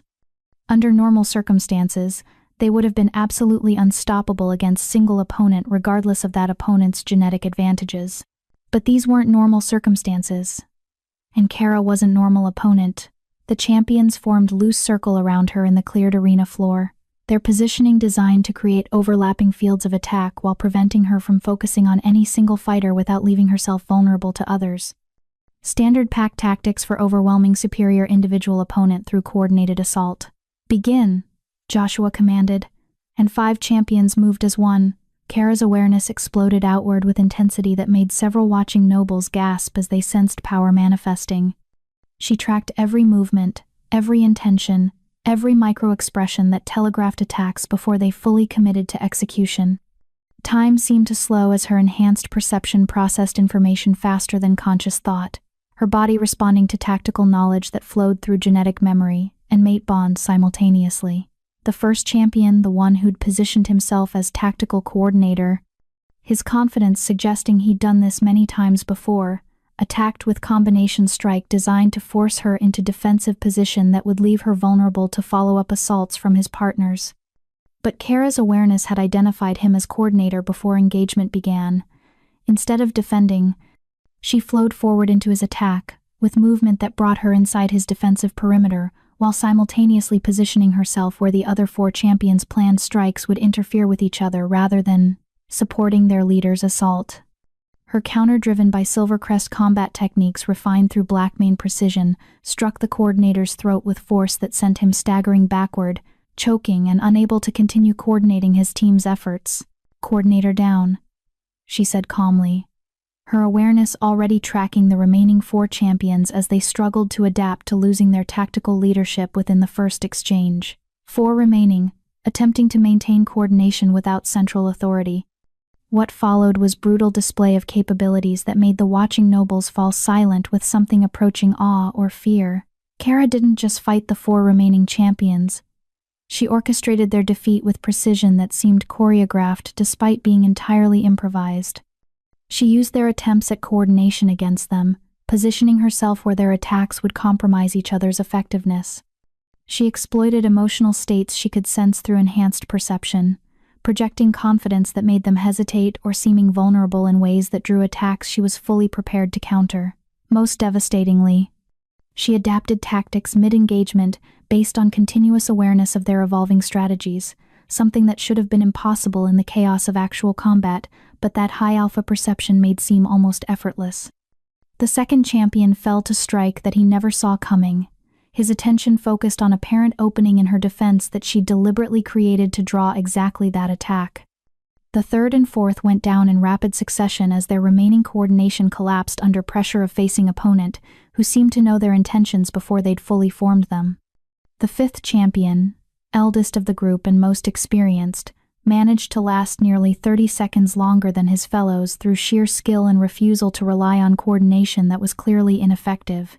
But even his decades of combat expertise proved insufficient against opponent who possessed not just superior genetics, but also tactical knowledge drawn from 2 noble bloodlines working in perfect synchronization through completed mate bond. When he finally fell, Kara stood alone in the center of the arena floor, breathing hard but fundamentally uninjured, surrounded by 5 champions who'd been considered among the most dangerous fighters in their territories. The silence in the chamber was absolute. Even the nobles who'd been most vocal in contesting her claims seemed unable to find words adequate to address what they'd just witnessed. "The combat trial is concluded," Joshua said finally, his voice carrying carefully controlled shock. "The petitioner has demonstrated capabilities consistent with exceeding historical accounts of Silvercrest combat effectiveness. Does anyone wish to continue contesting her bloodline claims based on inadequate capability development?" No one spoke. What could they say? Kara had just defeated 5 experienced champions simultaneously, while making it look almost effortless demonstration of abilities that went beyond impressive, into territory that suggested she was exactly what bloodline testing had indicated. "Then we moved to formal recognition phase," Joshua continued, his expression grave as he recognized implications of what was about to occur. "Kara Lawrence, by right of proven bloodline and demonstrated capability, I formally recognize you as legitimate heir to House Silvercrest, with all rights, privileges, and territorial claims such recognition entails under Continental Pact law." The words hung in the air like thunder before lightning. Formal recognition meant the 5 families currently holding Silvercrest territories would face legitimate legal challenges to their authority, claims they could contest through tribunals and negotiations, but that they could no longer simply dismiss as fraudulent or unsupported. However, Joshua added, his tone sharpening, recognition of heritage does not automatically restore territorial holdings. Succession disputes regarding lands held for 2 decades will require separate proceedings to determine appropriate resolution that balances historical rights against contemporary governance realities. It was political compromise that gave everyone something Kara got: recognition of her heritage and legal standing to pursue territorial claims, while the contesting families got time to prepare defenses and negotiate settlements rather than facing immediate dispossession. But before anyone could respond to Joshua's declaration, new complication emerged. From the galleries, an ancient alpha rose with presence that made even the senior judgment platform. Alphas shift with discomfort that suggested they recognized someone whose authority transcended normal territorial politics. "I am Roman Roach," he said, his voice carrying weight of centuries despite his apparent age. "I served House Silvercrest before its extinction, witnessed the breeding program that created this young wolf's genetic profile, and I carry knowledge regarding prophecies that her emergence fulfills." The revelation sent shockwaves through the chamber.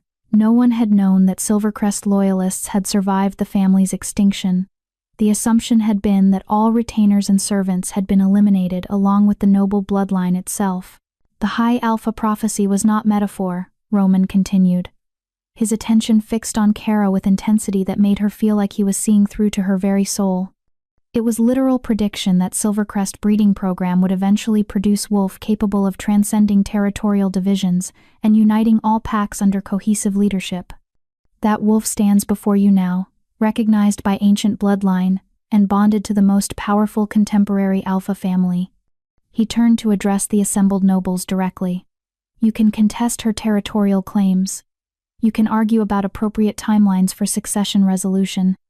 But you cannot prevent what she represents: fundamental shift in pack governance that will either be accomplished through cooperation and peaceful transition, or through conflicts that will make past wars seem insignificant by comparison." "Are you threatening us?" Darling demanded, rising with fury that suggested he recognized existential threat to his authority. "I am stating reality," Roman replied calmly. "High Alphas possess capabilities that allow them to integrate pack bonds across territories, creating unified governance structure that transcends traditional pack divisions.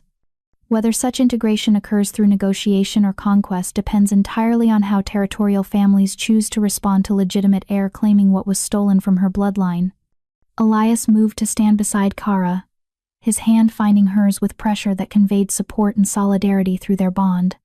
"I propose an alternative to immediate territorial disputes," he said, his voice carrying royal authority that commanded attention.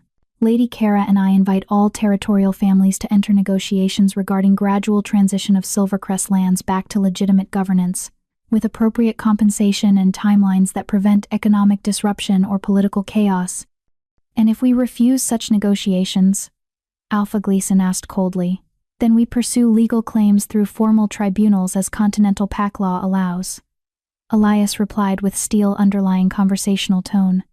"Which would take years, cost enormous resources, and likely result in same territorial transfers, but with added benefit of destroying any goodwill between your families and the High Alpha who will eventually govern those territories regardless." It was elegant political maneuvering that transformed territorial dispute from zero-sum confrontation into negotiation, where everyone could claim some degree of victory. Families got time and compensation rather than immediate dispossession, while Kara got recognition and path toward reclaiming her heritage without triggering wars that would devastate territories she was meant to govern. "I support His Majesty's proposal," Joshua said after a long moment of silence. "Formal negotiations under council oversight with objective of achieving equitable resolution within 5 years. All parties commit to good faith engagement and accept that some territorial transfers will occur based on legitimate succession rights." One by one, the other senior alphas on judgment platforms indicated agreement.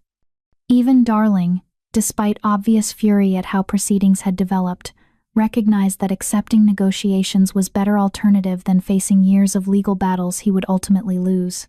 "Then this tribunal is concluded," Joshua declared. "Lady Kara of House Silvercrest, your heritage is formally recognized and your right to pursue territorial claims is established under continental pack law. May wisdom guide all parties toward resolution that serves pack interests, rather than individual ambitions."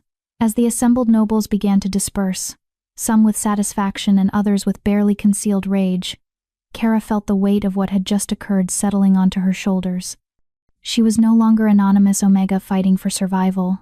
She was recognized nobility with legitimate claims to vast territories, mated to Alpha King whose combined power with hers represented force that could reshape pack politics permanently. "You were magnificent," Elias murmured, pulling her close despite the watching nobles who would certainly report every detail of their interaction. 5 champions defeated simultaneously while making it look effortless. You just announced to every territorial family that challenging you physically would be suicide. Good, Kara replied, surprised by her own fierce satisfaction. Let them know what happens when they try to eliminate threats through violence rather than accepting legitimate claims. My parents died because people decided suppressing our bloodline was easier than accepting what we represented. I'm done being suppressed. Roman approached them as the chamber emptied, his ancient eyes studying Kara with expression that mingled approval and concern. "Your parents would be proud," he said quietly.